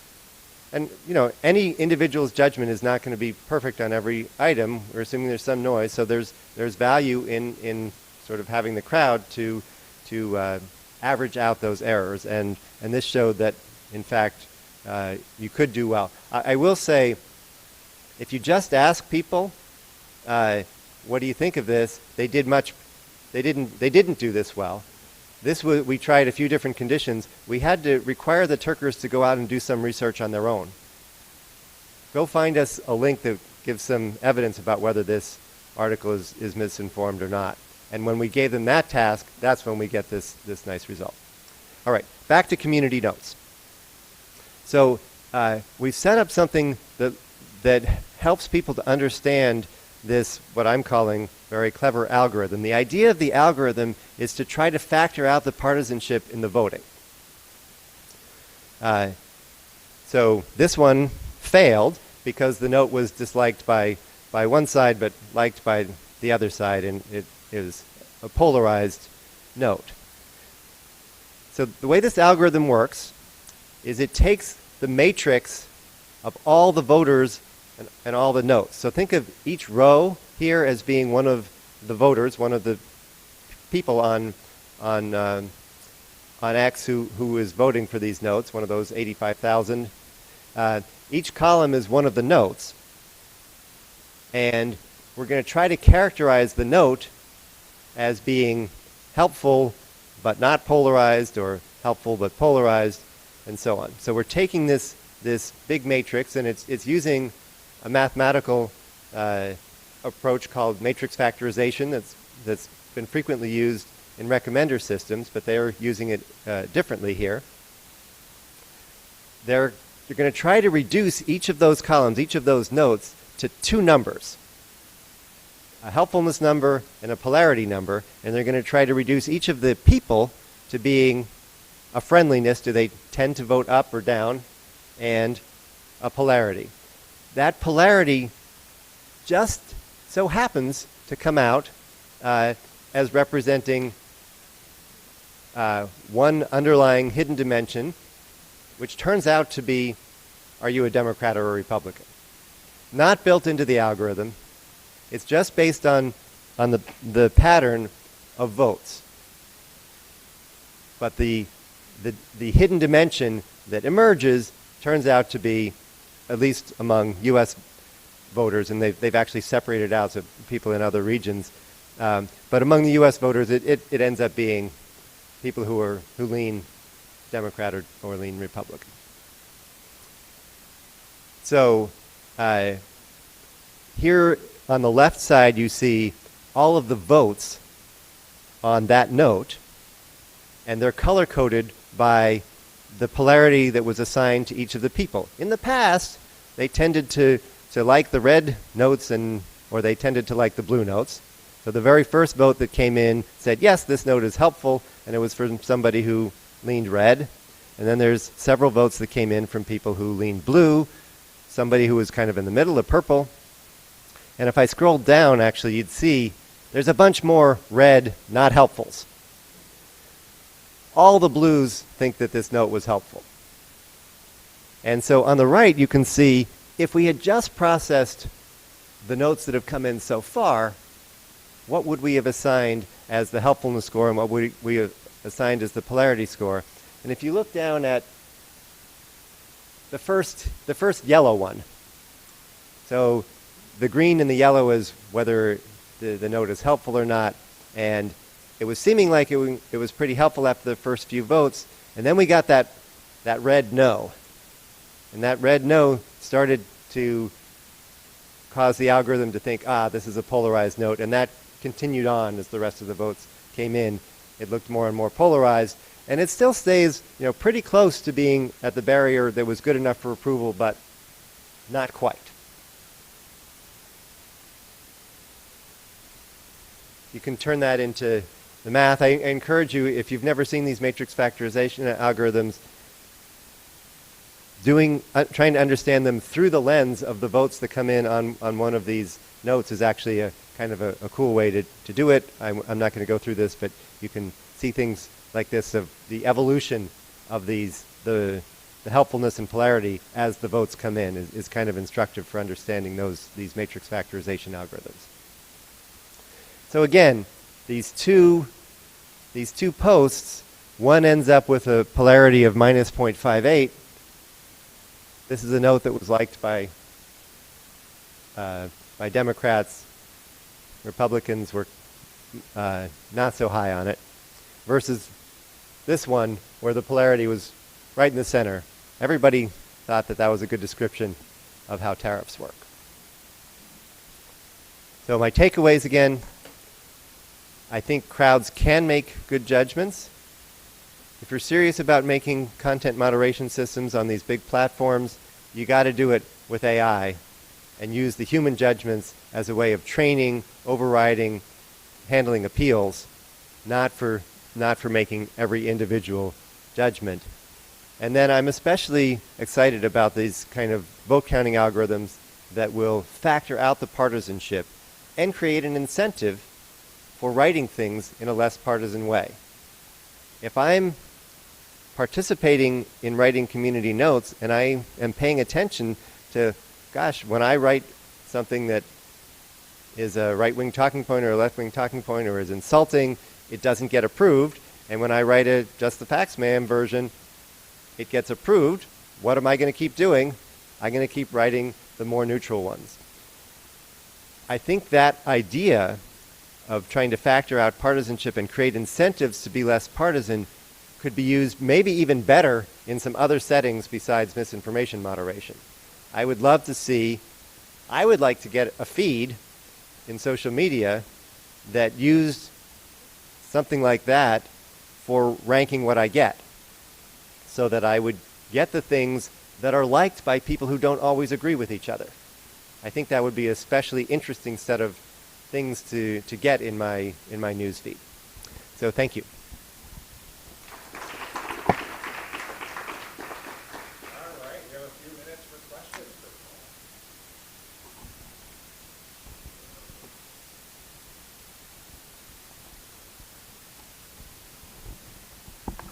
Thank you. Is that on? Yeah. Okay. Super interesting. I'm thinking a lot. I actually teach a class on AI, entrepreneurship, and the next industrial revolution right now, among other things, and I work with entrepreneurs. So there's some really interesting business model potential here. But my question is really, the crowd can make good judgments, but considering the changes on X, doesn't it matter who's in the crowd? And is there a way that you could, that's the first thing is that. The second thing is there a way to take the APIs from all the platforms and create a new interface where you could have that applied to all of the platforms from one place rather than relying on the membership? Yeah, so this particular algorithm, if we think about assigning this polarity, that's based on the patterns of past voting. If I have voters who are all MAGA Republicans, then the two ends of this are going to be reflecting some division among MAGA Republicans. It's no longer going to be Democrats versus Republicans. So the middle is going to mean something different depending on, I'm just agreeing with the premise of your question that this mechanism very much depends on the composition of the crowd. If you have a different crowd, you'll get different things. And I have some interesting thoughts about could I compare some of the judgments from 2 years ago versus today, because I think that the composition of the crowd on X has changed. So yes, definitely it will depend on that. I don't think we can have a solution that we just somehow manage to take the union of all the posts from different platforms, because we actually need intersection, and we need people to be voting on the same items in order for this kind of matrix factorization to work. Andrew, I have a question. Thank you very much. So I like the voting mechanism, and I had no idea that it exists or that it works like this. I wonder though, at the moment it favors notes that are kind of neutral on polarity. And it assumes that, or you presented it as that those tend to be more fact-based and less opinion-based. But what if the disinformation industry is so successful that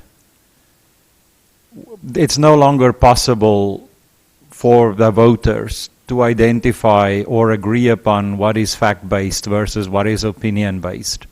So this voting system seems it will work only as long as the disinformation initiative has not yet completely succeeded.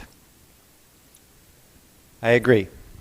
It depends on the composition of the crowd that's going to make the judgments, and it's going to find the things that they can agree on across whatever divisions there are in that, and so that might be facts, or it might just be kind of bland opinions.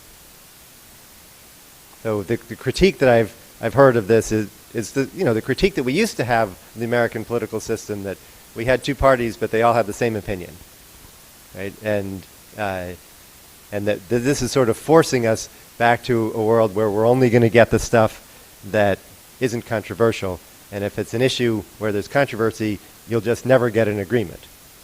And I think that's a potential problem. What I would hope would happen is that on things where there are disagreements, there are ways to phrase things that are still accepted by both sides. And you see a little bit of this in Wikipedia, where there's, okay, we have a controversial issue, we have to write the article in a way that's going to survive edits by both sides. And often what happens is that they acknowledge the points of view of both sides. Well, some people have argued X and other people have argued Y. And I think there are ways to have, even on very polarized issues, ways to have statements that can be acceptable by both sides. And I hope that that's where this kind of algorithm would push things.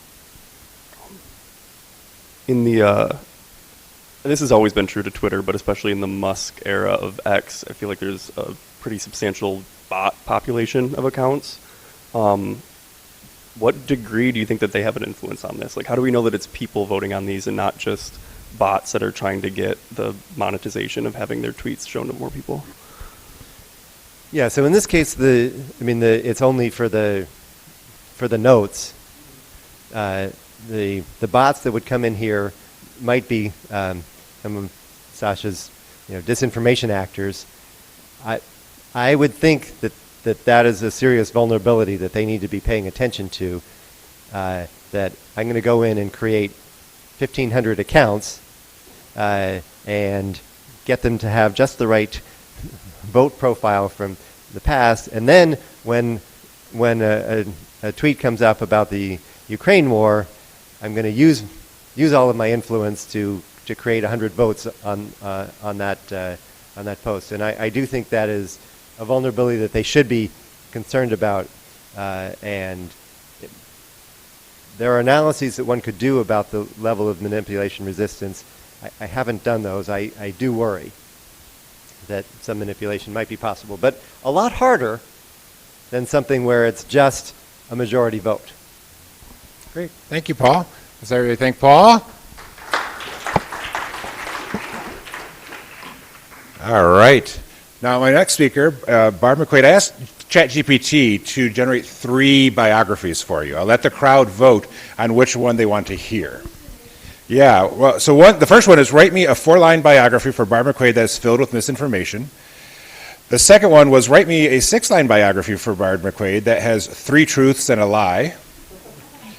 And then the third one was write a biography for Barb McQuaid that has her accomplishments but set in the world of Game of Thrones.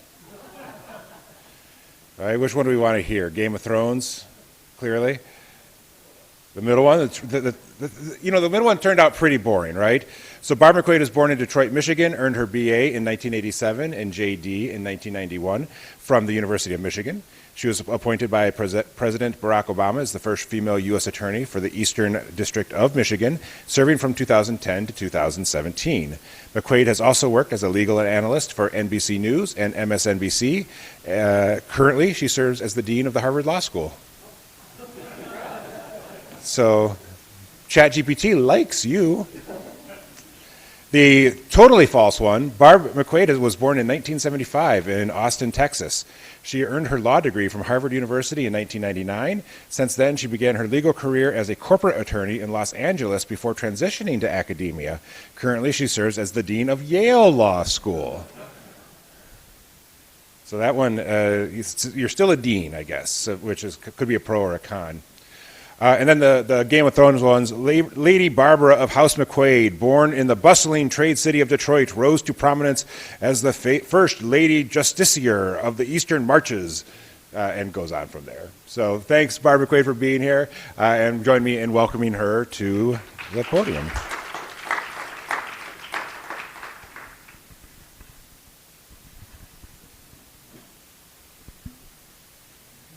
Thanks very much. I guess I get a shameless plug for my book while I speak. So, thanks a lot for being here, and thank you for this focus on democracy. I think it is nothing short of a crisis that our democracy is under at the moment, and I think it's incredibly important to be talking about it. So thanks for the opportunity to be here. And in particular, the attack on accurate information is something that is eroding trust in all of our institutions. We are seeing and feeling it here at the University of Michigan, no doubt. I mean, the attack on the University of Michigan for our DEI programs, which are completely lawful, I think has been a disappointing, it's been a tragic attack and a disappointing response, though perhaps understandable in light of the political climate.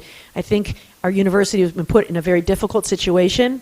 And one of the things I learned in my work as a U.S. attorney, that when extortionists put pressure on people and put them in positions of making very difficult decisions, those people who make those decisions should be viewed as victims, and the blame should lie where it belongs, on the extortionists. We had a number of cases when I served as U.S. attorney where public officials who were powerful would shake down businesses who were seeking to do business with a city or a county. And they got the bid, and they were thrilled to get a $10 million contract, but they would be told that unless they paid a kickback to the public official, they would lose the deal, which meant harm to their employees, harm to their business, financial harm to themselves, and harm to their families. And so after losing business, they would eventually learn what it took to play ball in this environment, and it meant going along with the kickbacks. And so those people I saw as victims of extortion as opposed to people who are part of the problem. So we all, I'm sure, have different opinions about what's happening with law firms and with universities that cave to demands that are clearly extortionate.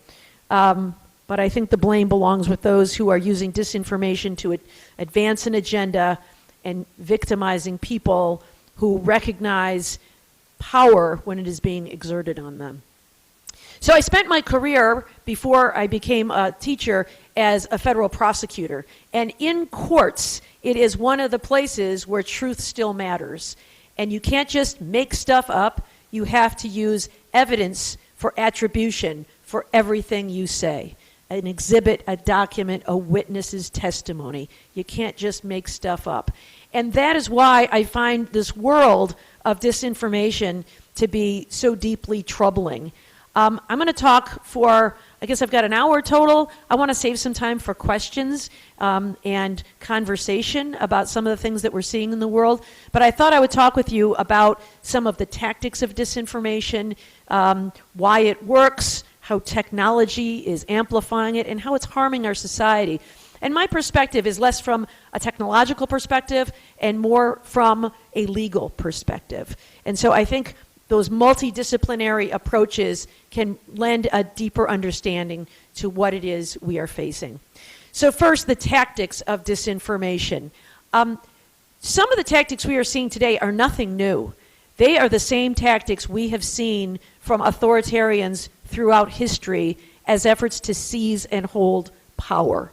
So what are some of them? One is declinism. The idea that America is going downhill, that our country has never been worse, that we're the laughing stock of the world. And we hear this, don't we, in the rhetoric of current political leadership, We see false claims about the economy, false claims about crime rates in our country.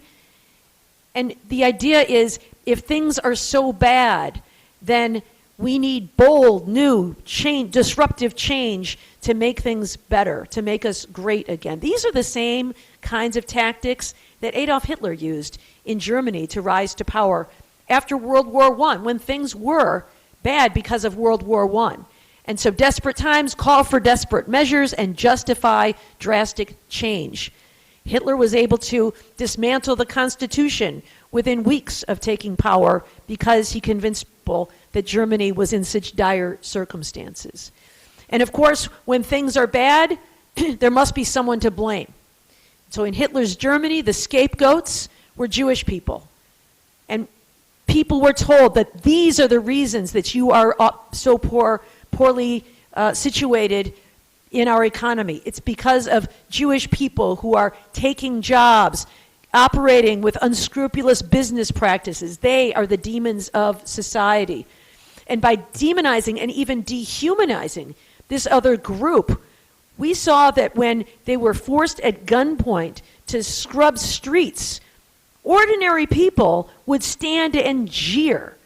They had been so dehumanized that people became convinced that these people were their enemy and were less than human.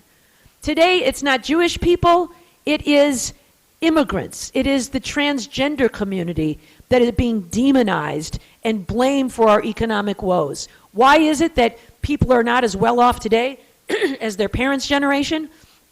Well, I don't want to look at 40 years of corporate tax cuts or escalating CEO salaries or offshore manufacturing.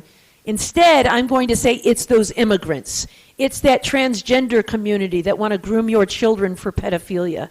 I don't know if you saw the very slick video posted by the White House on its website showing the men who were deported to El Salvador.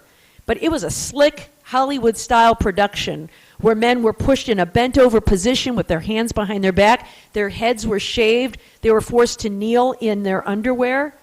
This is an effort to dehumanize immigrants. In the same way people jeered Jewish people scrubbing the streets in Germany in the Nazi era, we are seeing the dehumanization of immigrants. People are cheering it on. Get them out of here because of the success in demonizing them. Divide and conquer. That's another strategy, right? Us versus them. There's an old debater's trick called the either-or fallacy. I am going to box my opponent into a corner and suggest that there are only two sides of this debate. There is no room for nuance. There are only two sides. It's us versus them, red versus blue, Republican versus Democrat. And I'm going to group everyone who disagrees with me into that bad camp and paint with a broad brush. Anyone who disagrees with me is a member of that group, a radical leftist, whatever, or a MAGA right-wing, whatever, right? This divide and conquer strategy leaves no room for nuance, and I see it in our students.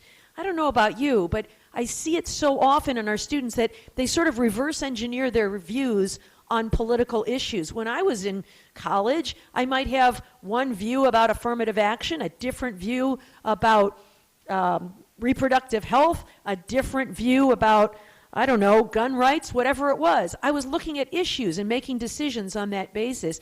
Today, it seems to me that in an effort to sort of virtue signal on social media to their friends, what we choose instead is, I'm on the blue team or I'm on the red team.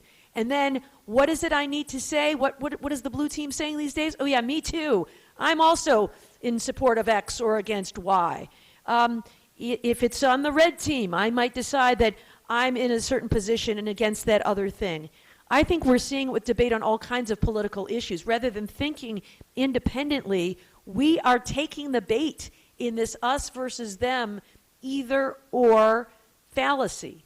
And that is part of what is causing debate. And so when people are voting against their own economic self-interest, people have elected leaders who are dismantling Social Security, imposing tariffs that are going to harm consumers, lower middle class Americans, and they're cheering him on. Why is that? Because he's our team.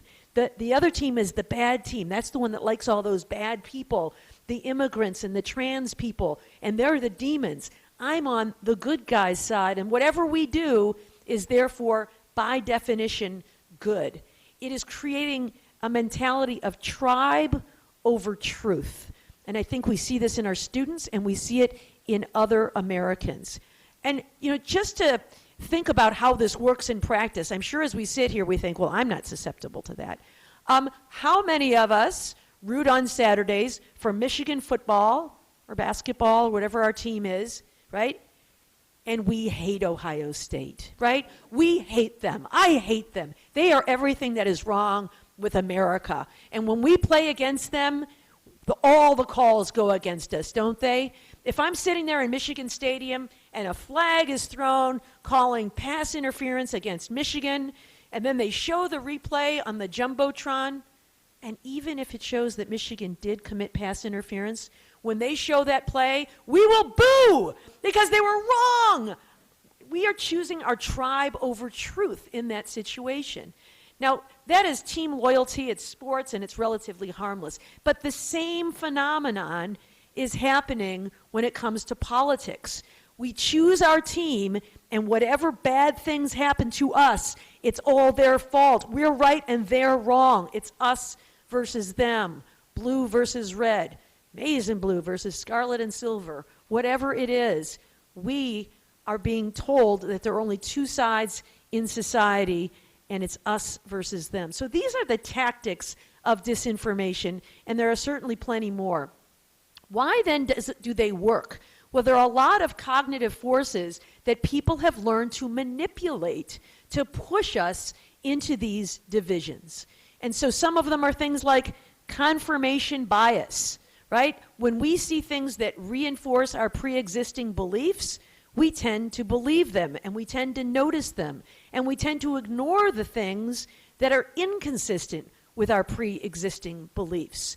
So we overlook when leaders that we support say things that are not accurate, because that's not consistent with our worldview. I have a sister who is always late, and I notice when she's late, and I say, God, are you late again? Family gathering, a dinner, we're going together somewhere, always late, and I nag her about it because it's annoying. And she said to me recently, you always notice when I'm late, but you never notice when I'm on time. And I thought, you know what? She's right. I don't really notice when she's on time. Why is that? Because of my confirmation bias. I am looking for things that confirm a narrative that I have in my head, and I ignore and I overlook and miss the things that are inconsistent. So if that's the way we approach the world, we see every slight that is inflicted upon us, and we miss all of the other things. It is a recipe for grievance and victimhood. We buy into this, that everybody's against us. I missed out on that opportunity that should have been mine, that I was entitled to because of X, Y, and Z. Confirmation bias works against us. The other thing that works against us is our innate willingness to believe conspiracy theories.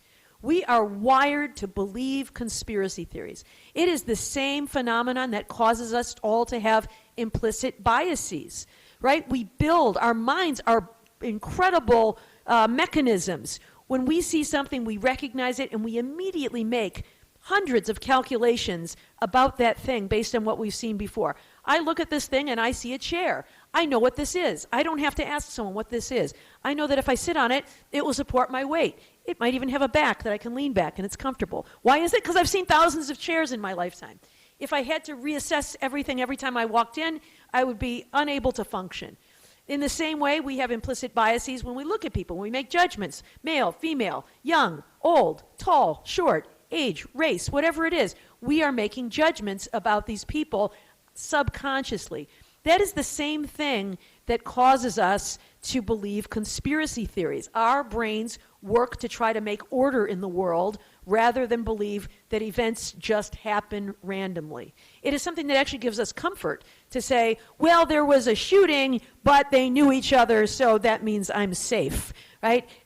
Or these conspiracy theories that people spin in the news about the JFK shooter, or Elvis is alive in Kalamazoo, Michigan, or The pizza parlor in Washington, D.C. is serving as a child sex ring.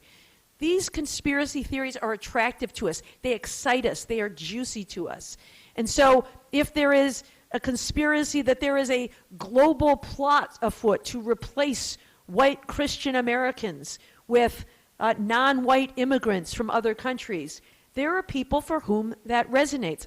That makes sense. Why is it we have so many immigrants pouring across our borders and nobody is doing anything about it? It's because there's a political party that wants that to happen. I see, that actually makes sense. And they're going to register them to vote, and they're going to vote, and therefore advance an agenda. That makes sense to some people. So conspiracy theories, we are susceptible to them. We have confirmation bias and other kinds of things. We are also prone to virtue signaling and letting other people know which tribe we are in. Whether we're progressive and we want everybody to know it, me too, yep. We will signal that on social media by liking and sharing things that advance that agenda.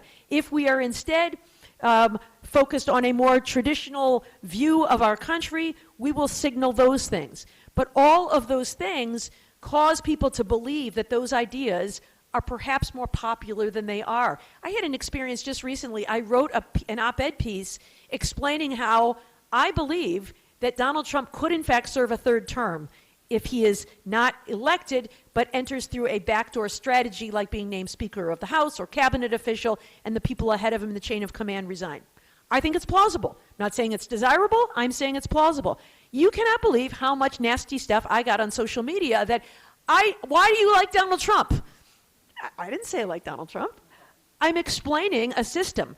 But there is an effort, I think, to conflate message with messenger and to miss the difference between substance and process. We see it in other regards. Recently, there was a judge who blocked the deportation of more men to El Salvador under the Alien Enemies Act on the grounds that that statute applies only during wartime, and we are not at war. And that, in addition, anybody deported has a right to a due process hearing. And the judge entered an order on those lines. The Attorney General of the United States issued a statement saying, this judge is siding with the terrorists. Now, I doubt that judge believes he is siding with the terrorists. I think the judge would say, I'm siding with the law. My job isn't to favor one side or the other. My job is to look at the law and apply it to those facts.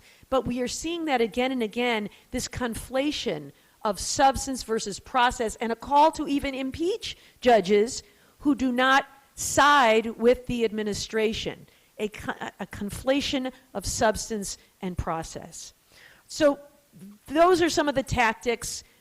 Those are some of the reasons it works. And as we just heard from Paul, technology is a great driver of disinformation. We know from the investigation of Special Counsel Robert Mueller that Russia was deeply involved in interfering with our election in 2016 by creating false personas online and pushing them out over social media that was seen by millions of Americans. Part of their goal was to advance their preferred candidate over another candidate, but a huge part of their strategy was simply to stoke division in society. They had fake accounts representing fake actors from across the political spectrum. They had someone called Blacktivist, United Muslims of America, Heart of Texas, Tennessee GOP, Coal Miners of America, Army of Jesus, all promoting different viewpoints, but all saying things deliberately controversial to get people angry. So some of the things were Army of Jesus posted a meme with Jesus arm wrestling the devil, and the devil saying, if Hillary wins, I win. Ridiculous, but stoking anger and outrage. Blacktivist posted something that said, Hillary Clinton never did anything for our community. We should send her a message by staying home on election day. So people get outraged and angry about that, and it plants a seed. So that's 2016. Here we are 9 years later in 2025, and the technology, of course, has only become more sophisticated. So now we see actors using artificial intelligence for even more sophisticated fakes online. We may now know better than to believe when somebody with a name like Patriot Girl 1776 posts something, that they may not be genuine. But some of the things we're seeing now in the last election cycle, the use of artificial intelligence to create fake videos. There was one of Kamala Harris showing beautiful scenes of her at a rally and with voters that looked like a real Kamala Harris campaign ad, but it said things like, I'm the perfect DEI candidate, right? Because that's a big buzzword in some circles. And if you don't like what I have to say, then you're either racist or sexist or both. Offensive to a lot of people. But she never actually said those things. Because she has so many recorded public statements out in the world, there's a huge language model to be able to replicate her voice and sound just like her. In the same way, there were fake robocalls from Joe Biden pushed out into New Hampshire during the New Hampshire primary, urging voters to stay home on election day. Sounded exactly like Joe Biden because, again, there is so much material out there to create a deep fake of his voice. Shortly before the most recent election, we saw a group based out of Russia that has been dubbed Doppelganger because of their deep fakes that posted fake web pages from both the Washington Post and Fox News in an effort to reach voters across the political spectrum, posted by what looked like an ordinary American to say, interesting article in today's Washington Post. And when you clicked on it, it looked like an exact article from the Washington Post, but it was promoting Russian talking points. Things like Congress is getting frustrated with the war in Ukraine and deciding to defund the war effort there. Completely fake, but consistent with Russian talking points. So it's an incredibly potent weapon that exists in artificial intelligence. And it's completely unregulated. We've got to ask ourselves, why is it we have this incredible infrastructure of social media with X and Facebook and other things that are completely unregulated? I know that it's difficult to regulate speech because of our First Amendment, and I don't think we ought to regulate content. People should be allowed to say what they want to say with fact-checking to make sure people understand, get the full context and extra information. I think that's perfectly acceptable. But the idea that it is completely unregulated is an incredibly dangerous thing for public consumers. Every invention throughout history has brought with it great benefits, but also harmful consequences. I mean, think about the airplane. The Wright brothers invent the airplane. We all enjoy air travel. It's a wonderful thing. But to invent the airplane is to also invent the plane crash. And so as a result, we have figured out ways to reduce the risk of plane crashes, right? We have regulations about how you design planes, how you build planes, how you fly planes, the air traffic control systems to protect the airways, the training for pilots, the number of hours a pilot is allowed to fly before they have to take a break. All of those things are regulated to protect us from the dangers that the private sector might be willing to risk for profit. We need to do the same, I submit, when it comes to social media. And I'll talk in a minute about some of those proposed solutions. So what are the consequences of all of these tactics and these cognitive issues that make us vulnerable and the use of technology? Well, I think there are three really significant harms that we're feeling right now. One is harm to our democracy, based on false claims of voter fraud, which has never been proven in any widespread way. We have seen a number of states change their laws to make it more difficult for people to vote. And I submit that that is an effort to suppress the votes of certain voters who are likely to vote for candidates opposite of the party that made those laws. There is no evidence of widespread voter fraud, and yet if you talk to people about voter integrity, they will say this is a huge problem, voter fraud. And there is this argument that immigrants are voting in huge numbers. There are laws in place to prevent that from happening. When it does happen, people are charged criminally and prosecuted. And the number of those prosecutions is minuscule. It's a tiny number. So why do people talk about it? Because they want to make it harder to vote. They want to make it more difficult for people who are transient, for people who are poor, for students, for people of color to be able to cast a ballot. And why is that? Because that group might vote against my team. And so I want to make it harder for that team to cast a ballot. That is making it harder for democracy. It is also harming our national security.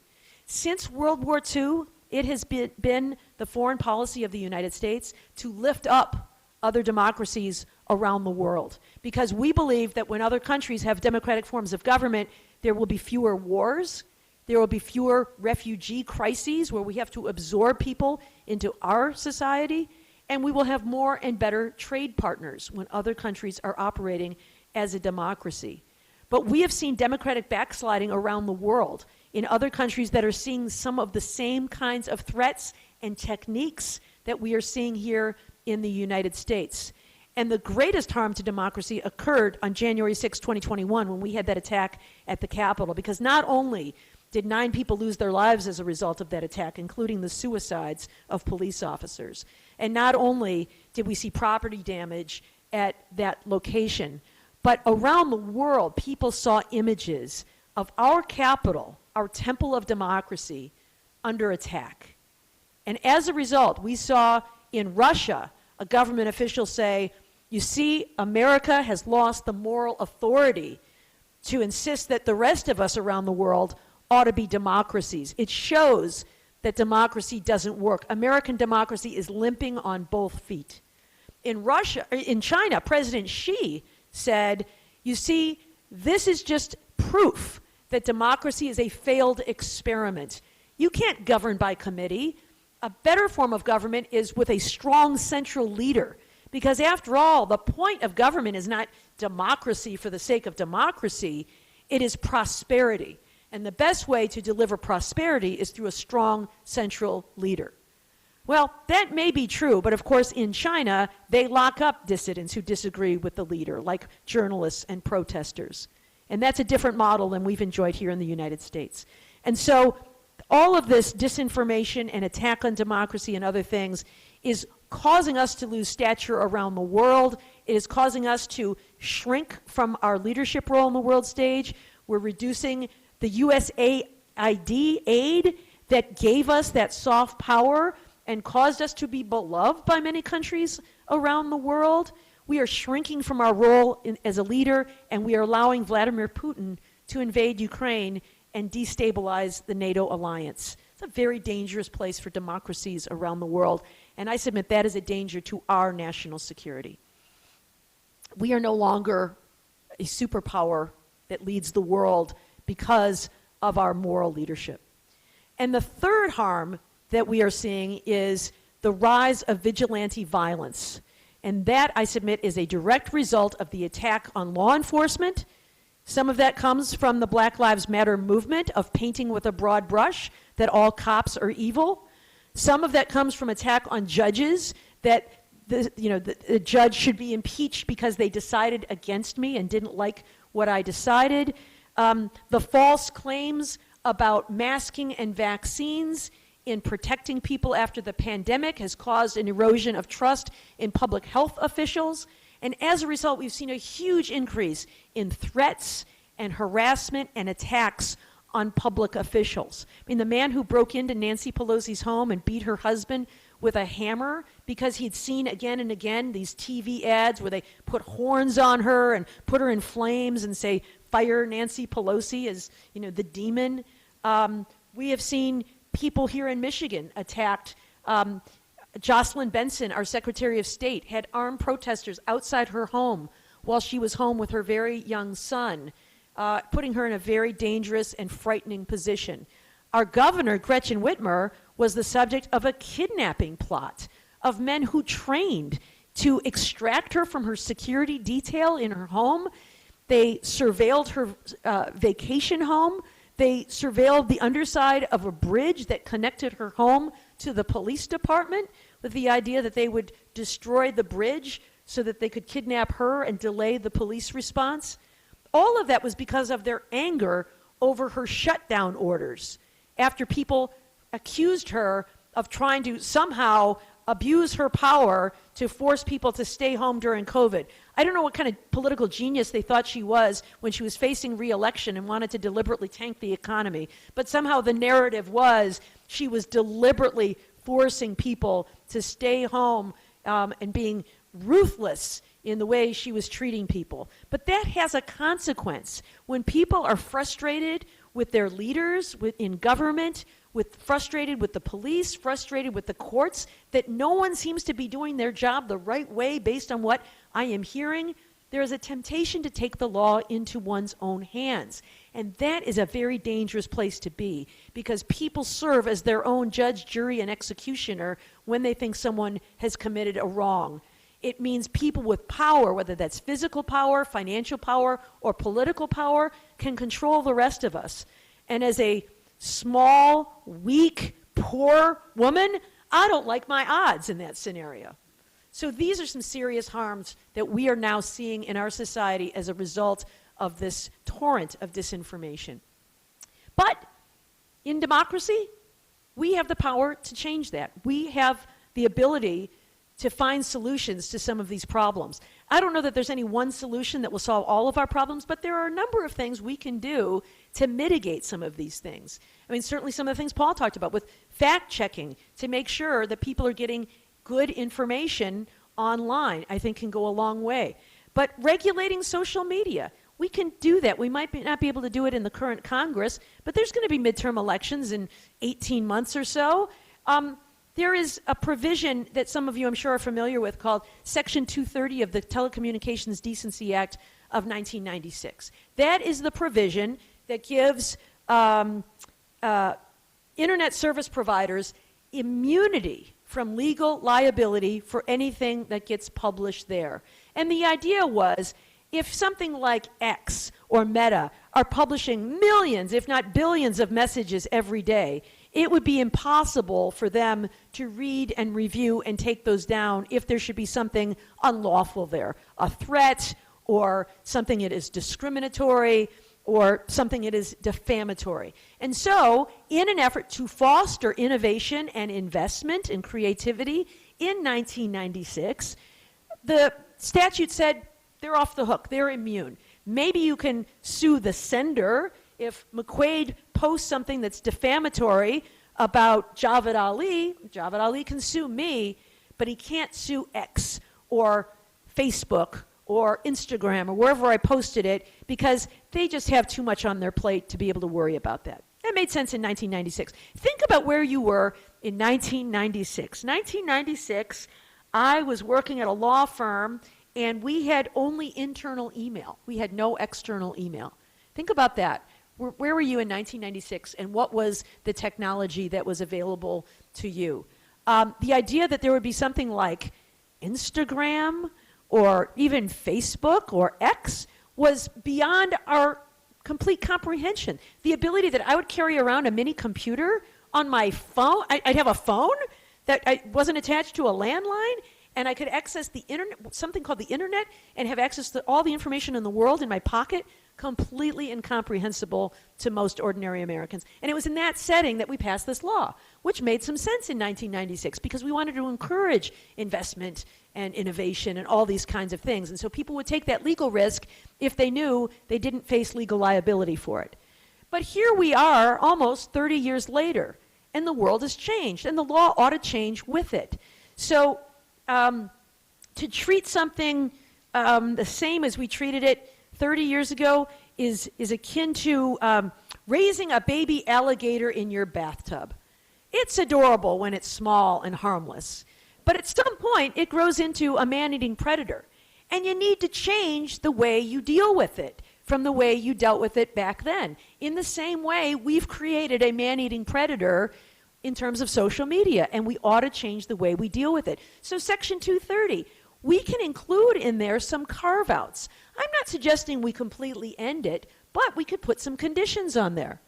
Like saying, you get immunity so long as you comply with some of the following provisions. How about subjecting those algorithms to inspection by compliance officials at a federal agency, right? Just like airplanes are subject to FAA regulation.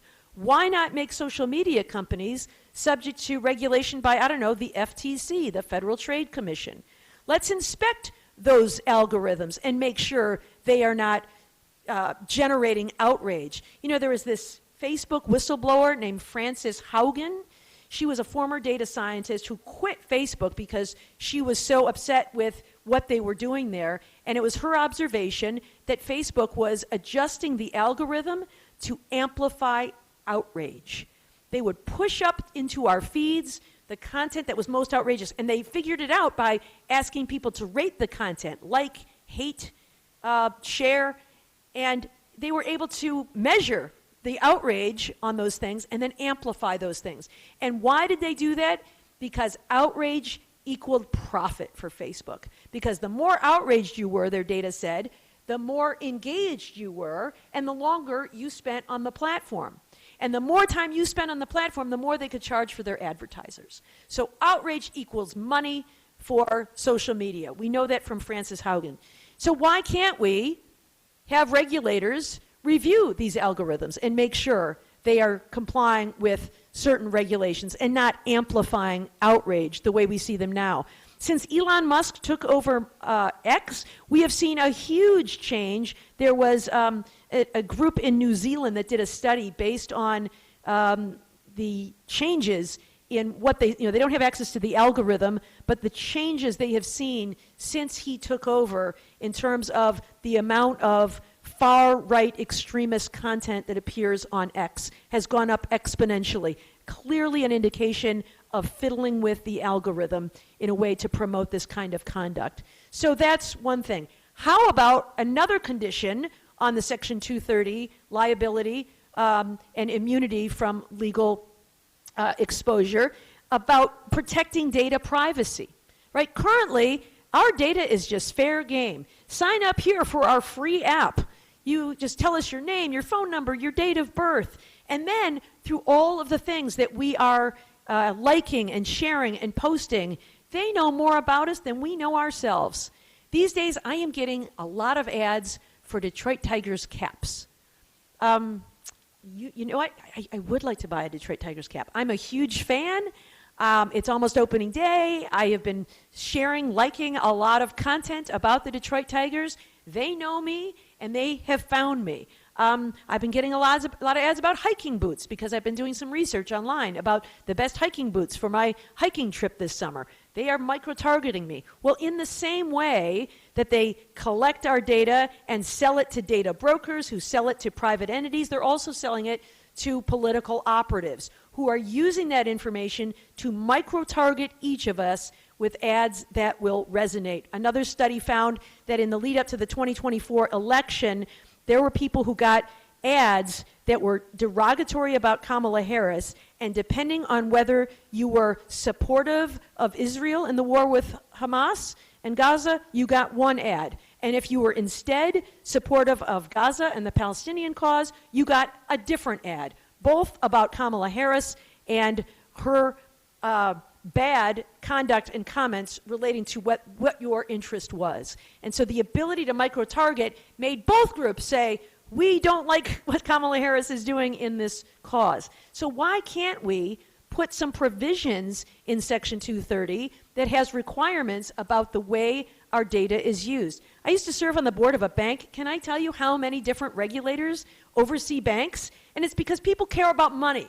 People don't want to lose all the money. The FDIC makes sure that there are adequate reserves so that they can insure all the money. There is the Department of Justice who oversees the Bank Secrecy Act and the Anti-Money Laundering Act to make sure funds aren't going overseas to fund drug operations or terrorist operations. The Office of the Comptroller General makes sure that all the books and records are kept and are accurate. The SEC makes sure that all the stock disclosures are accurate for shareholders. None of that exists when it comes to social media companies. I think it's high time that it did, and it can be modest, but it can still be very meaningful. So those are some regulatory solutions.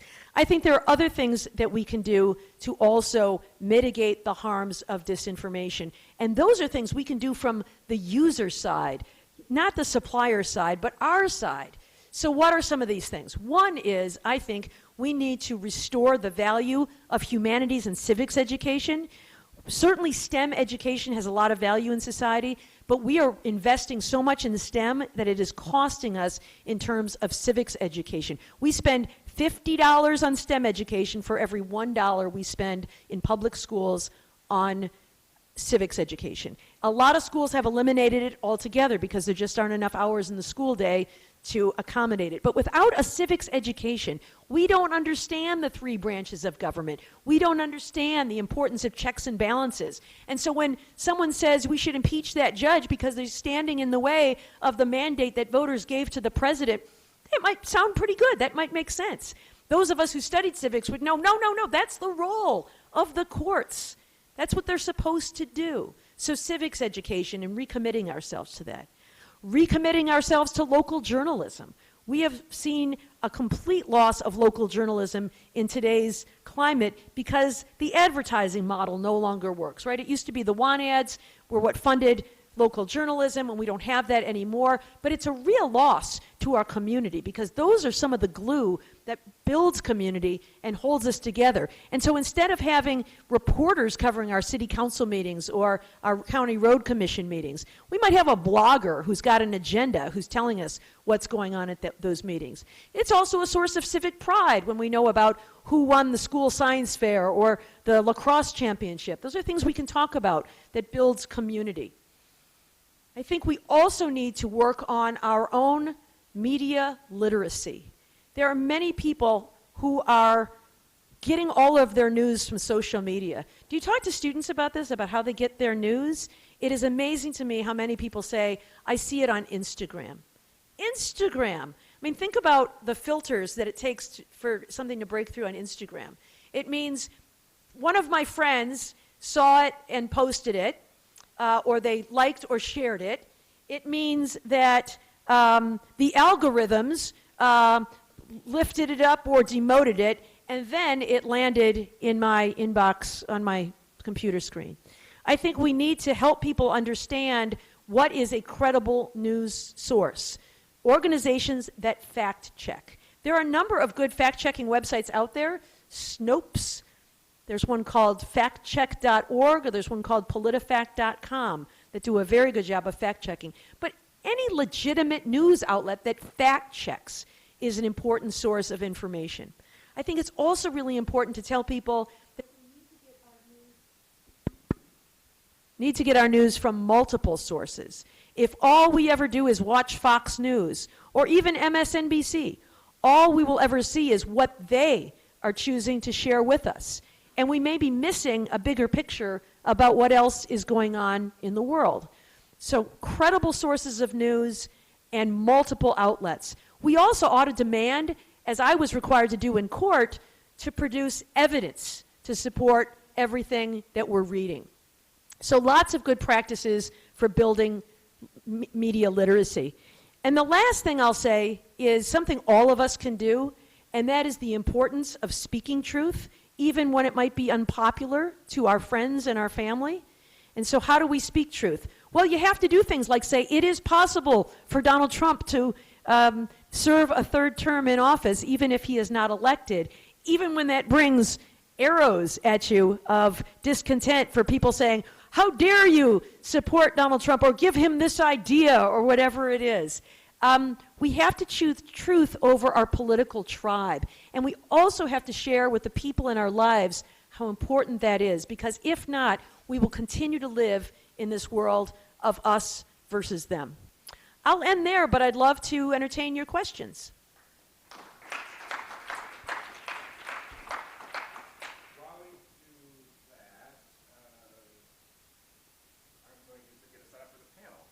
I'm going to actually call an audible on the panel that I have not checked with the panelists, so we'll see how they like that. Is this working? A little bit. Andrews, could you help me with questions a second? And then that also gets you out of this table.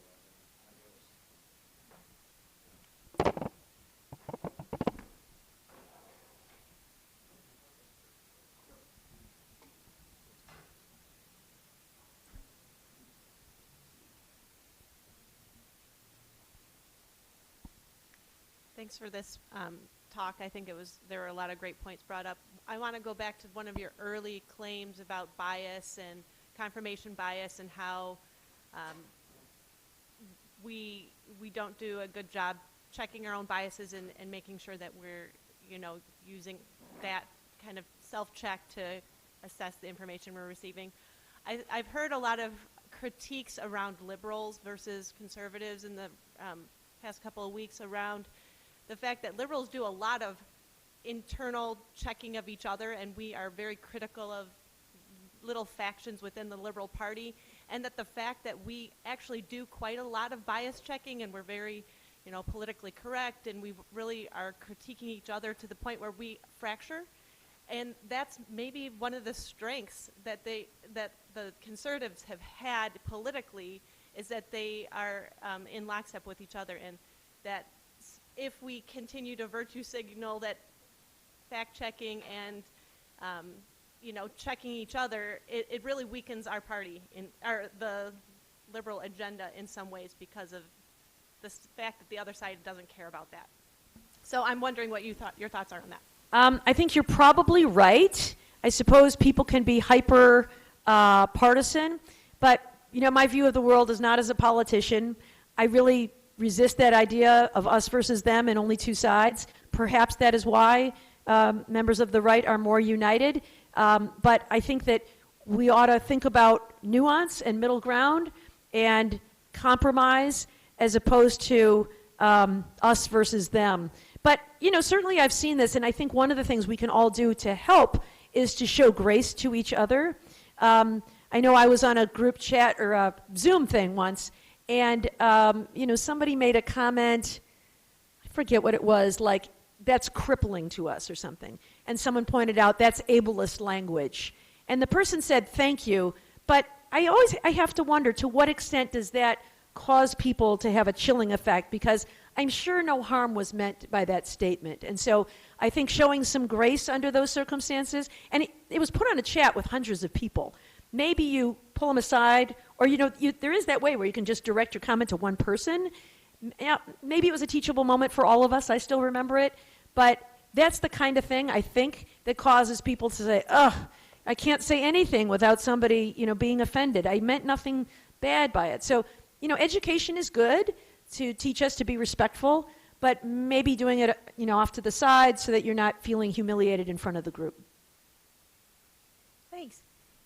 I was wondering what you see as the potential of a carve-out for that 320 section if, in fact, someone submits information and asks for a takedown. Like if someone says, oh, I'm Arthur Kerpis is dead, and that would get me taken off of voter rolls, for instance, or something. Mm-hmm. If I submit, like, no, I'm not dead, that the platform would be required, like in the 24 hours of receiving the submission of my aliveness, for instance, that they had to take down the false information that I was dead. What's the potential of those? Yeah, I think facts that are objectively verifiable is something that you could have a fact check on. I would be all in favor of removing verifiably false information. I think the challenge and one of the concerns about censorship comes in the blend of fact and opinion. Paul showed some very good examples of that about tariffs hit consumers hard, right? Is that a fact or an opinion? It's cause and effect. It's probably accurate, but maybe not, right? Those blends can be very difficult, and I think that's where it's problematic about censorship. But I think verifiable, accurate, like, here's the death certificate. This person that you're talking about is no longer alive. Please remove this false claim. I think that is something that could be part of a condition, that verifiably false claims must be removed. I know there are a couple of other questions. Hold on to them because we're going to move to the panel session of this. I've not run this by my panelists, so they're likely to hate me pretty soon here, which, I'll live with. But I'd like to invite Paul and Sasha and Barb to take these 4 middle seats. Jenna, if you could take the 4th seat. Now I'd like the rest of us to take a break and come in to these seats surrounding the 4. Come on in.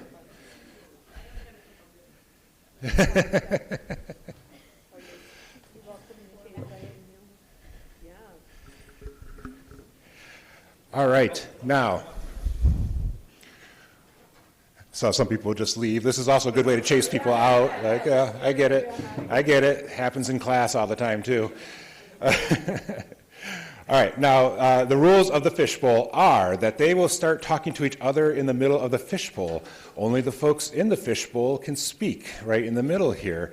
If you would like to join the fishbowl, you can tap the person on the shoulder of this seat and join the fishbowl and be part of the conversation. So you can always kind of move in and out. Our 3 panelists will be here as part of the conversation, but anybody's welcome to tap in and join. Yes, I can here. Does that mean that since I'm the first tapped in by you that I get to ask a question? Yes. All right, I got a question. Oh, are you looking at me? No, this is okay. I'm looking at you all. And people out here too, because this is one for everybody. So anybody who knows me knows that I always try to find some point for hope that we can build on. And I am really worried about the state of our media and about our information appetite. And so here's this point of hope, and I'm wondering where it sits with the rest of you, right? That as we are getting this chaotic fire hose, all the great words that everybody used to describe the information environment that Cliff invited us to post for those who were here at 9:15. Maybe we will develop, we meaning all ordinary people like us, develop an appetite for credible news sources.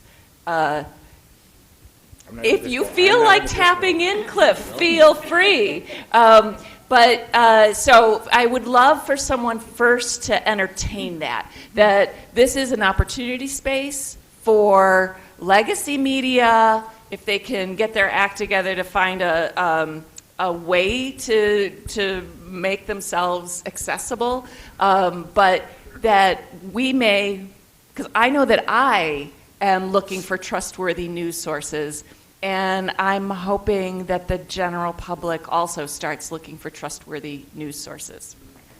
Well, as the token journalist here, I'll start, but I do welcome people into the fishbowl. I will say that I think credibility is subjective, and a lot of people like to read things that already reaffirm their pre-existing beliefs, and that the internet has essentially allowed that tendency to thrive because it can self-select. So I do think that pulls some of your positivity into a negative space, and I apologize for that. But where I can contribute a little positivity to this dialogue is that I think the independent media space is changing. I think that the journalism industry has suffered tremendously as these years have passed by. A lot of people have gotten laid off, and some have left the community, but some have also decided, like me, to become journalist entrepreneurs. I mean, like, I'm not a media mogul. I'm a solopreneur who has started something on my own, and I'm 10 months and like 2 days into it. But it's a lively space that has largely been dominated by the far right so far, because mainstream media is primarily liberal. So the independent space has mostly been dominated by people on the right, and they aren't necessarily as open about the fact that those are their beliefs. So when someone who clicks on a video on YouTube watches this video, they might not realize that they're getting essentially talking points from, unquestioningly loyal Trump supporter. And so I think that that's going to balance out over time, and that's something that I feel like is happening on Substack, where my work goes. We have now seen people like Jim Acosta not take a CNN deal, but instead just bring his viewers with him to Substack, where you can have live conversations. I think that there are a lot of people who are critical of the Trump administration who are forming in these spaces.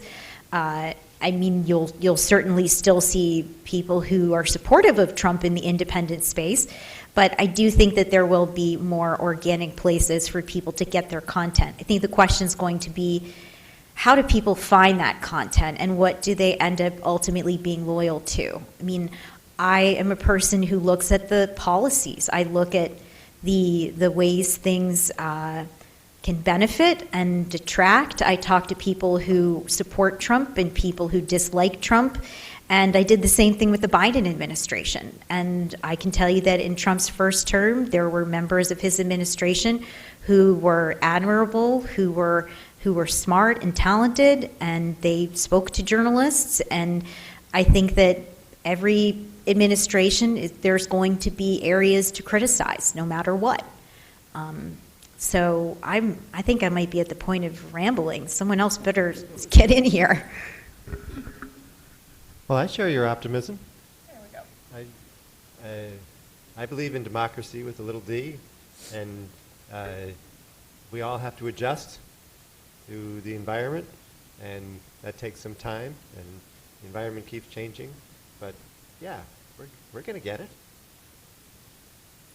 But I don't know how this works. You tap Jenna on the shoulder and jump in. Good. You actually change places with Jenna. Oh, okay, all right. Interesting concept. So just getting back to some of these points about credible media sources and how to average Americans pull from them. Like on my phone, I think I have the most credible media source. I don't watch television news. Yeah, exactly. If you can unlock it. But Washington Post, New York Times, CBS, and BBC. It just gives me, on a daily basis, a smattering of what I think are respected brands in media. And oh, by the way, I provide commentary to all of those too. Not that I'm looking for my hits on them. But what I think is interesting is, at least from the print media side, the Post and the Times, in order to get the content on your phone, you have to pay for it. Now, it's not a ton of money, but if these are the most established brands where you're going to get the best reporting on whatever the topics are, at least in print, you now have to pay for that. And I think that's the business model that Sasha is perhaps alluding to. Like, if you want to get the most trusted sources of information, these companies are now forcing you to pay for it versus it being just openly available. And I think this is another symptom that's causing the effects to democracy, and we're seeing why there's a rise in disinformation. That's my 2 cents. I'm not quite sure why you're so opposed to people paying for things. My first job, when I was 7, was delivering newspapers in my neighborhood, or maybe I was 8, and I had to go collect money from, like, Saturday mornings was going knocking on people's door to get them to pay for their subscription. We've always paid for things. It was a short period of time where we expected them to be free. Right. Well, I'll defend Javed a little bit on that. I think we all expect people to pay for products, but what you were collecting from the neighbors was probably like $1, right, for their whole week of $1.10. $1.10, because the bulk of the funding for newspapers came from advertisers, and so I think it is certainly legitimate for news producers, especially ones like that who are fact checking, right, that it costs money, and so it costs money to produce it. But I think the consequence of that, I don't fault them for charging for it, but the consequence is we've got a knowledge gap in society. There are people who are, can afford it, who the right dismisses as elites, who actually read the news, and others who get their news by watching television at 6 o'clock. Or they follow someone on social media, Tucker Carlson on his X site posted X, Y, and Z. So I think that creates this knowledge gap. And so when Donald Trump has a live televised tariff announcement, people get to see that for free, but then they don't see the New York Times fact check of it the next morning where they go through and distill it. So I think that knowledge gap is part of the problem. And just to kind of build on that, so even in the classroom, so I teach national security courses here at Michigan. Jolie, you've been in my class. You can tell me whether they're good or not, at least one of them. But I start every class. I try to manage it, 10, 15 minutes. Let's just talk about stuff happening in the real world, current events related to the different topics we're discussing. And almost every class, if I put up a Washington Post story or a New York Times story, Most students, Jolie, you may be an exception, have no idea what I'm talking about. Right? You have to bring this to them because they are not consuming that media and they are not paying attention to those stories. And I just find But I don't know if it's the price point that's the issue so much as it exists on a solo website and it's not on social media. I mean, it's a combination. Right? Yeah. I don't think there's ever one reason, but I was talking to the former spokesperson for the National Security Council, Emily Horn, at a party, and we weren't talking on the record or anything. Michigan grad, by the way. So. Oh, is that right? Yeah. That's why I mentioned it. That's right. I went to University of Wisconsin, by the way, in Madison. Yeah. Go Badgers. Just kidding. I don't know anything about sports. Right. So don't have me back on a panel about sports. You'll hate me.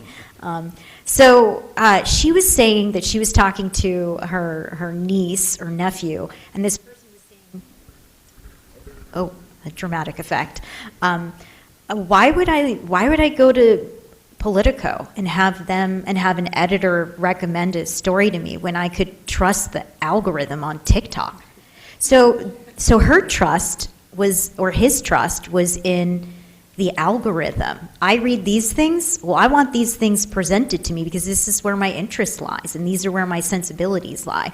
So part of it could be an issue of who do I give my money to, and how many outlets do I want.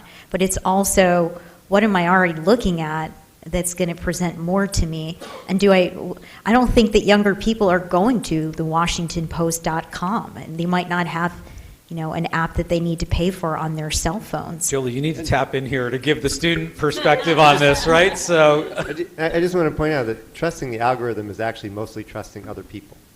But it's like random other people who happen to also be using the platform. Because, yes, they're matching on your interests, but they're also matching on what are the things that other people liked and shared. Yeah, right. In a way, it's kind of... So that the guest speaker chair can actually force somebody in.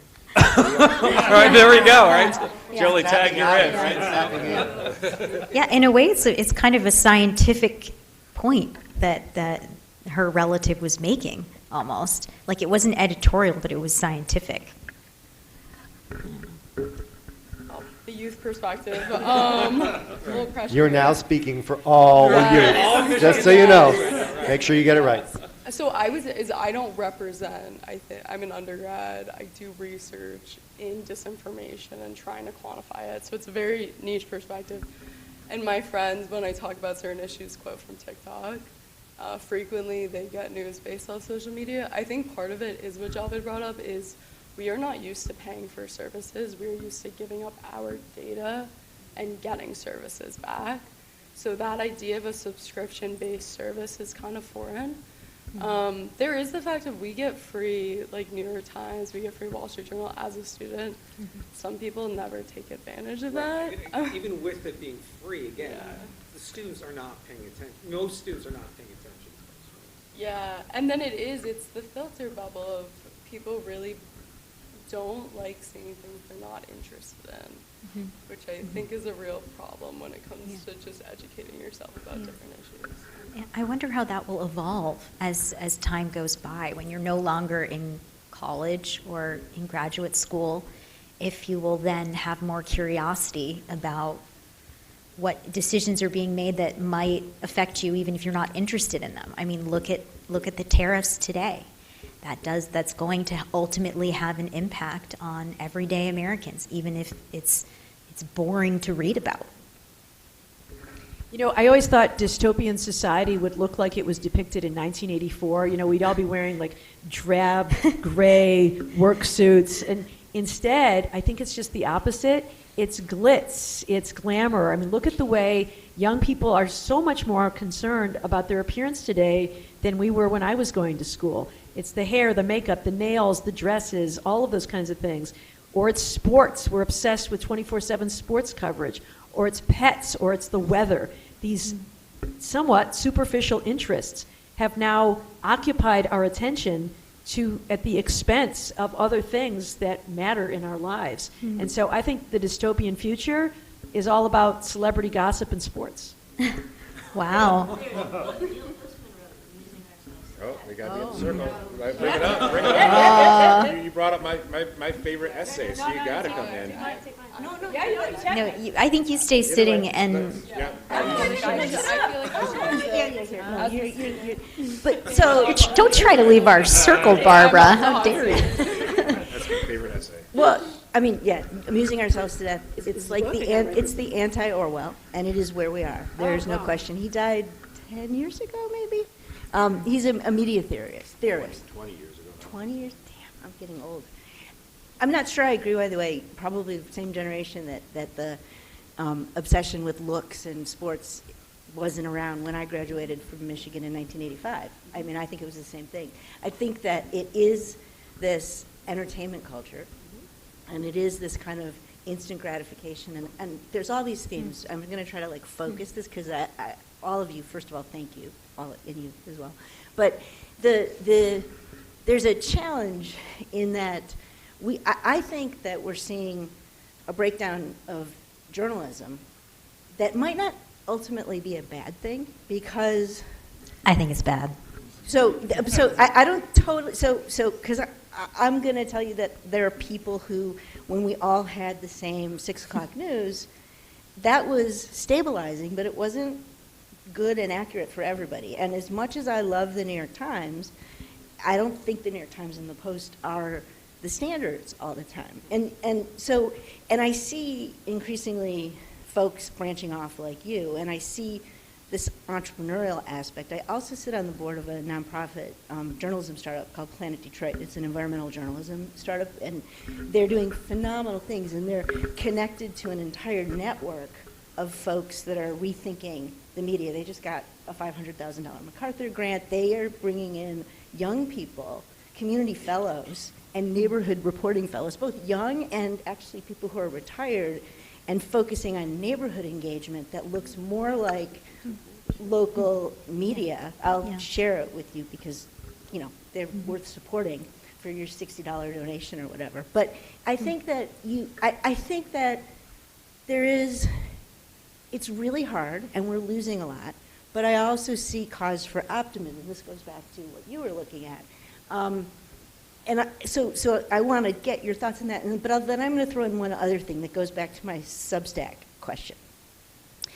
Do you know that Mark Andreessen and Om Malik, who funds Tucker Carlson, are 2 of the investors in Substack? All of the tech oligarchs who are challenging us right now are behind Substack. And I understand why people are making the choice to go to Substack. But I think it's really important because Substack could be shut down in the same way that X has been shut down. And they have to have an exit strategy. Yeah. So I think that that's something, and there are alternatives like Ghost.org. Right. So those 2 things, I feel optimistic and I feel scared for the people who are building businesses. Well, I think I did read some interesting reporting about what you're talking about. One of the good things about Substack is that you have access to all of your readers' email addresses. So you can take them with you, though you still have to create another payment system, which is a challenge, absolutely. There's an out-of-the-box tool that separately, I'll share that. It's instant. Oh, okay, great. Yeah, okay. So then that solves that problem. But I think I definitely hear there are criticisms. I mean, there are neo-Nazis on Substack. This is not a perfect platform. Ghost, though, I think Ghost is more expensive. It depends on aspects of membership and subscription level and things like that. Flat fee, it costs you the same as a website. There's no revenue share. But okay, interesting. It's somebody else can jump in, but I think it's really interesting about the lack of information. Mm-hmm. I think we're getting more and more niche in our consumption.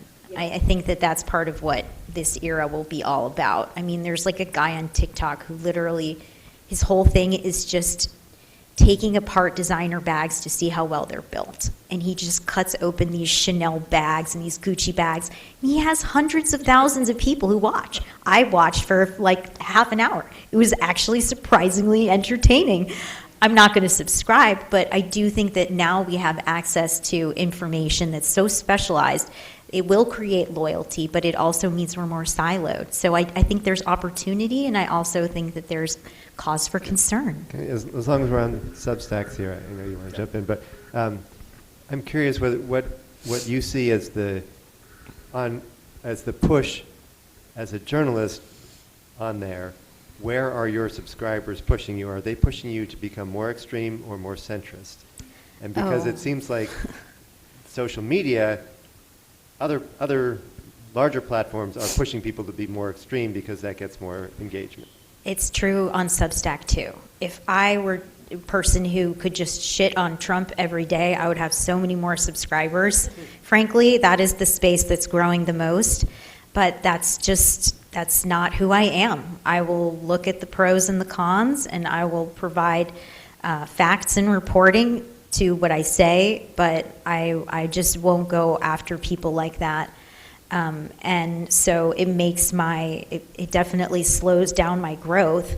And even, I have it set so that only my paid subscribers can comment, which is a great feature that every media platform should have, because why should you be able to participate in the dialogue if you're not paying in? It just creates an environment for trolls to exploit. And that was something that was clear even back in my State Department days, back in 2014, 2015. They were actually performing these operations called a troika, where they would pretend to be three people having a dialogue that was pro-Russian. It was all the same person? It was the same person or two people pretending to be three people, and one's like Russian propaganda. The next one's anti-Russian propaganda. Third one is, yeah, but Russian propaganda.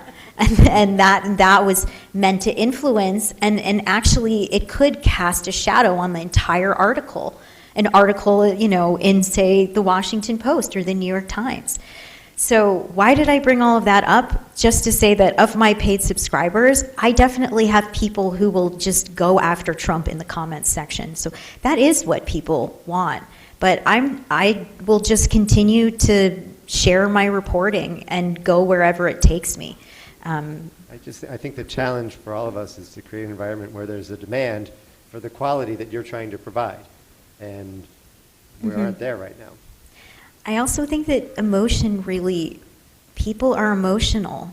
And so it's hard to get past that sometimes. I mean, the stories that I have made the most money off of are the ones that have pulled at heartstrings on people who have been pushed out of the CIA. I mean, it's those kinds of stories that end up getting people really involved, not the facts.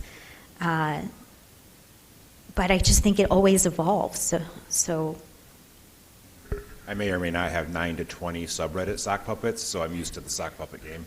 Following up on Paul's point, he literally wrote the book on this. It's not just a matter of creating a community that matches those values. Starting any social media platform, any community, any alternative to Substack or Twitter or whatever is incredibly hard, because it's always been incredibly hard to start these things, right? Blue Sky, Mastodon, Ello, having done this work for 20-ish years, I could list 1,000 defunct and dead social media platforms that were the could-haves, right? So not only do you have to nail kind of the environment that you want to create, you actually have to nail the fundamentals of a fun and engaging platform that people want to be on. And that's what people haven't really done so far in a lot of ways. Actually, I don't know a whole lot about this, so I'm entering into some dangerous territory, but there are some really interesting examples in Taiwan of social media that is more like community and disinformation focused to try to stop those narratives, especially from China. And it's worth looking into if you haven't, but they actually have some kind of platform that seems way more smart than Twitter or some of the things that we have. There's still influence campaigns by the Chinese, which I found really fascinating. We have an episode coming out about it on Tuesday, actually, where they do fake opinion polling to try to influence Taiwan voters. They have their collaborators and their influencers, but they seem to have taken the social media part in an interesting direction. Thank you all. I have so many questions, but I'm just going to ask one.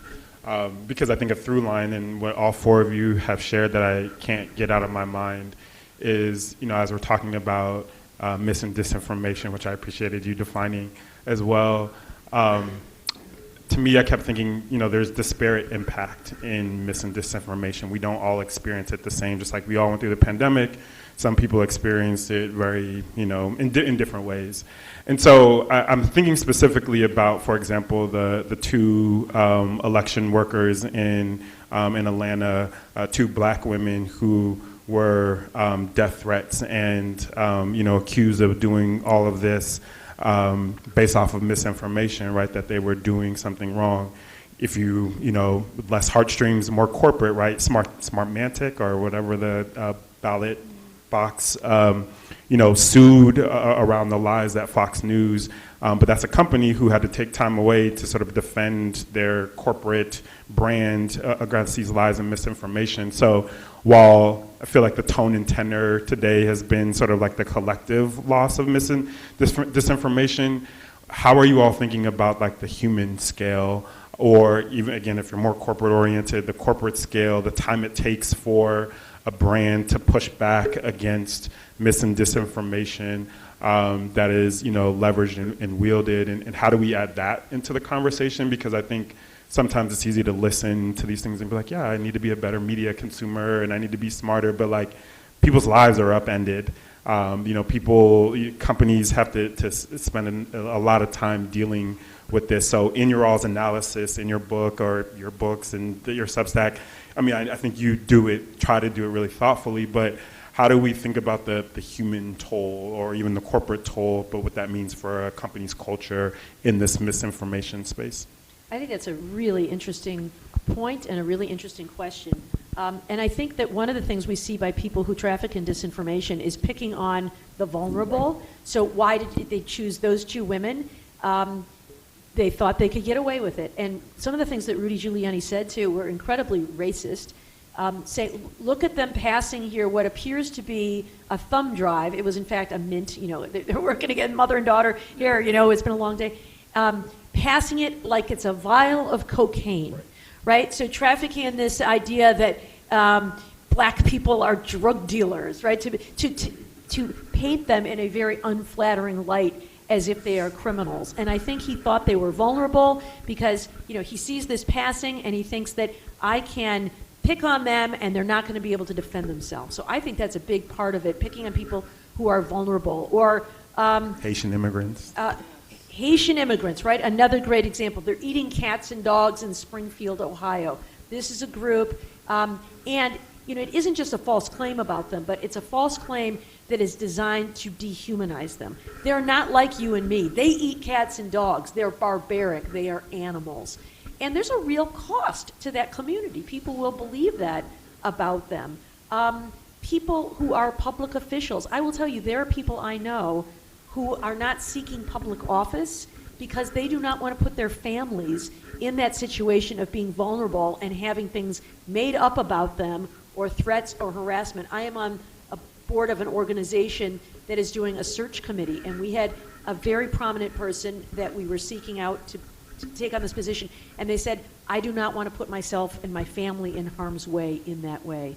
We saw people like this guy, I think his name was Rusty Bowers, who was the Speaker of the House of Arizona, who had, these trucks driving down their neighborhood with billboards saying he's a pedophile while their daughter is living in their home and subjecting her, she was, and maybe conflating her with someone in Georgia, but like on her deathbed, right? Living in their home and had to hear these things out by the neighbors talking about my dad is X, Y, and Z. So I think it does take a really huge toll on individuals. There's also a huge toll on young people. It's still disinformation. It's not political disinformation. But this attack using deepfake nudes, there are these, is really hitting schoolgirls in a very harsh way. So there are apps on people's phones sold for a profit that are called nudify apps. So I take a picture of, somebody who goes to my school from her Instagram page where there she is posing with her soccer teammates or something perfectly innocent, and I put her through the Nudify app, and now I can get a picture of her in some grotesque sexual pornographic image, and I share that with all of our friends at our school and say, oh, gee, I can't believe Emma is in porn movies or something. And, that goes around in the school. They're doing it with teachers. And it is a very harmful effect on all of us and our children in a way that is very, very unhealthy. So I think you're right to raise the individual human cost. And again, it just brings me back to this idea that the internet is still in its infancy, and we have been remiss in not thinking thoughtfully about how to regulate it, but we need regulation to protect people from some of these harms. I thought that was an excellent answer, and I'm also so interested in talking for a second about the way the pandemic had an influence on disinformation and conspiracy theories. I think that a lot of people sort of self-radicalized in their isolation. And the irony was that we spent all this time worried about our physical health, isolating, take the vaccine, don't take the vaccine, wear the mask, don't wear the mask.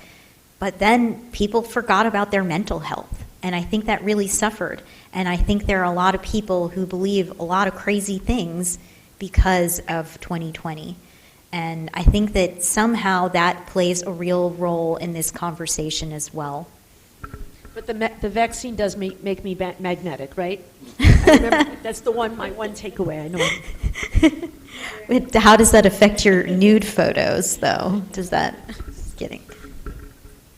Can I ask one more question? It's to Paul specifically, but happy for anybody to weigh in. So I do not share your confidence in the crowd because, like lynching used to be of sport, right? Like to be kind of dramatic that, crowds, were, jeering the Jews in the streets. So I guess I would love to hear more about where your confidence in the crowd comes from, or your seeming confidence in the crowd, at least on social networks of, because I think you fairly acknowledge the, as the demographics of who is using these apps shifts, which, I feel is an important kind of technical point, but yeah, where does your, I want to be optimistic, trust me, I'm with Jenna, like I want to be optimistic, but I just, as, black person, I'm just never optimistic of the crowd, so please share, help me be optimistic.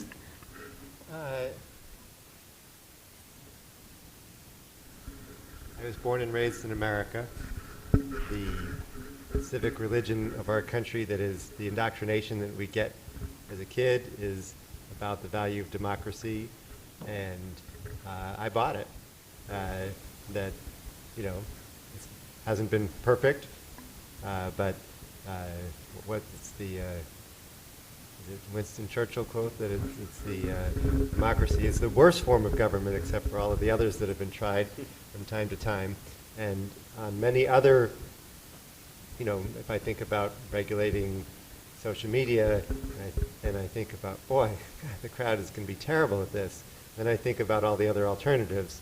I think, oh, well, maybe we should figure out how to organize it so that the crowd will be a little bit better than those other problems that we have, because the other alternative of Mark Zuckerberg deciding, or Donald Trump deciding, or Barb McQuade deciding, I don't like so much.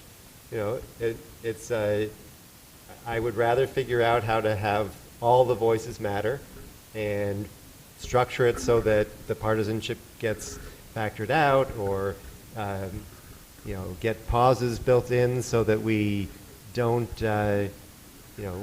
we somehow interrupt our lynching, and we interrupt our jeering of Salvadorans getting deported. And I think we have some bad things in humanity, that when we get in groups we can do bad things, but we also have fundamental goodness, and there are ways to organize society so that we don't have to.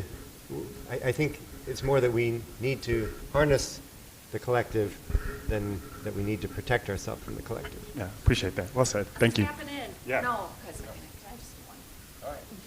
all right. This may end up being table conversation, and it's kind of in advance of some conversation I hope that Dimitri's organizing for us tomorrow morning, right? But I would really, in this moment, at the invitation actually of what you just said, Paul, and also picking up a little bit, Barb, on some of your solutions, civic education. So I'd like your thoughts, and also all of your thoughts, on if we have people from the age of 18 to 22, 4 years with them, what is the opportunity space for universities, and what is the responsibility of universities for our entire community, and not just those who end up in your fake news class or are in the School of Information, but literally our entire campus? So your ideas. Well, we have each panelist decide, and then we'll talk about lunch. All right, here's my plan. In the same way, in order to graduate from the University of Michigan, you must take certain concentrations, right? You have a menu of options, but you have to take a class on, I know in LSNA, you have to take a class on writing. You have to take a class on, I don't know, languages. You have to take, your distributions. You have to take a class on information literacy. That's core curriculum. Yeah, part of the core curriculum. I think the library would be very happy. Yeah. I would actually argue, maybe in addition to a core class, start to weave it into every class where it makes sense, kind of like the DEI stuff, as it's like the whole goal of that was to get it kind of weaved into the curriculum a little bit more, right? And so I could see that sort of thing coming into play in all sorts of classes, no matter what, because I know, maybe engineering, they're not doing as much kind of around civics, but they have socially responsible design and things like that, where it's like, where can we weave in that idea of information literacy a little bit more into what they're already taking? We have to see, you gotta say Engine does something interesting. I know this because I'm on the faculty of the Center for Entrepreneurship, but they have the annual read, and so looking at things like coded bias or looking at stuff like because I've had students that have been taught, they basically have all the incoming engineering students read a book, and this time it's been about Theranos. So that, I think that's a really cool. I'm sorry, I'm cutting Paul off here. I do want to say, it's not just telling people these things or having these like an experiential, authentic learning experience. If we were to do something like that, we'd want the sort of support in how to do it well. So invest resources and training and capacity so that people could do that well. I'll just say that the information literacy training, to caricature it, for the past 20 years, is how not to be fooled, how to be skeptical of things. And I think the next 20 years of information literacy training is going to be how to decide what you can trust, not what you can't trust. Because the default is going to be distrust, and we have to trust something. Yeah, I hear that from students all the time. They say, I don't believe anything that I see online, and we don't want to be in that circumstance either. Mm-hmm. Yeah. Well, I'm not an educator, so I don't have to answer this question.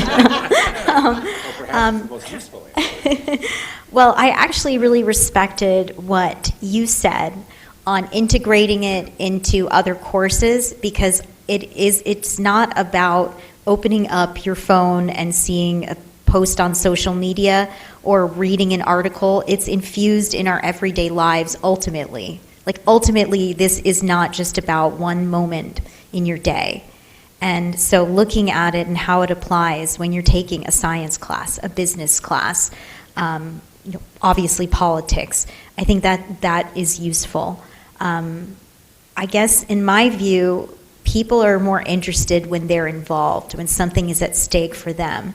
So providing a way for them to have to get in the game and all of a sudden have to spin the disinformation and then debunk the disinformation in that area might be interesting, to have them actually participate in some kind of exercise in an area that they care about, that is where there's some sort of personal cost for them.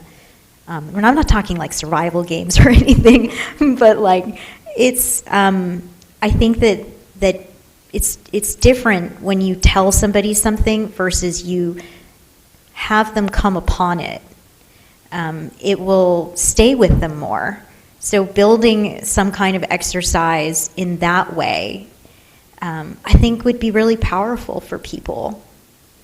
The biggest learning moments in the class that I teach are when students are so convinced either of the validity or credibility or think it's completely wrong, and then I say, you know what, this isn't a real story. They believed it, right? And I'm not trying to trick them or fool them or whatever, but there's something about that moment that we're kind of scared of sometimes too, so you got to create community to be able to share those things. Yeah, and I think just having them come upon the realization themselves, giving them the tools where then they, I don't know, you look a little skeptical of that, but I wonder. Oh, okay. Well, maybe I'll teach a class at Michigan now. Let's thank we the meet panelists at 3 again. today. Come And, on. hopefully they can join us for lunch and we can keep the conversation going.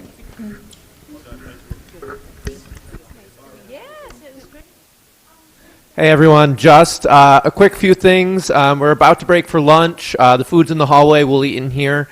But if you're not able to stay for this reception this evening at 5:30, we will have student poster sessions then. They are up and there is voting for the best session. They will be here to present their posters later to talk about their research. But if you aren't able to be here later, feel free to take a look at them and vote. There's a table with a ballot box and ballots over there to vote for your favorite, and they will get a monetary award for the best posters. So, top 3, yes.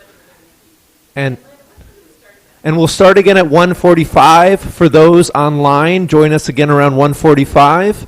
And for those in the room, let's break for lunch.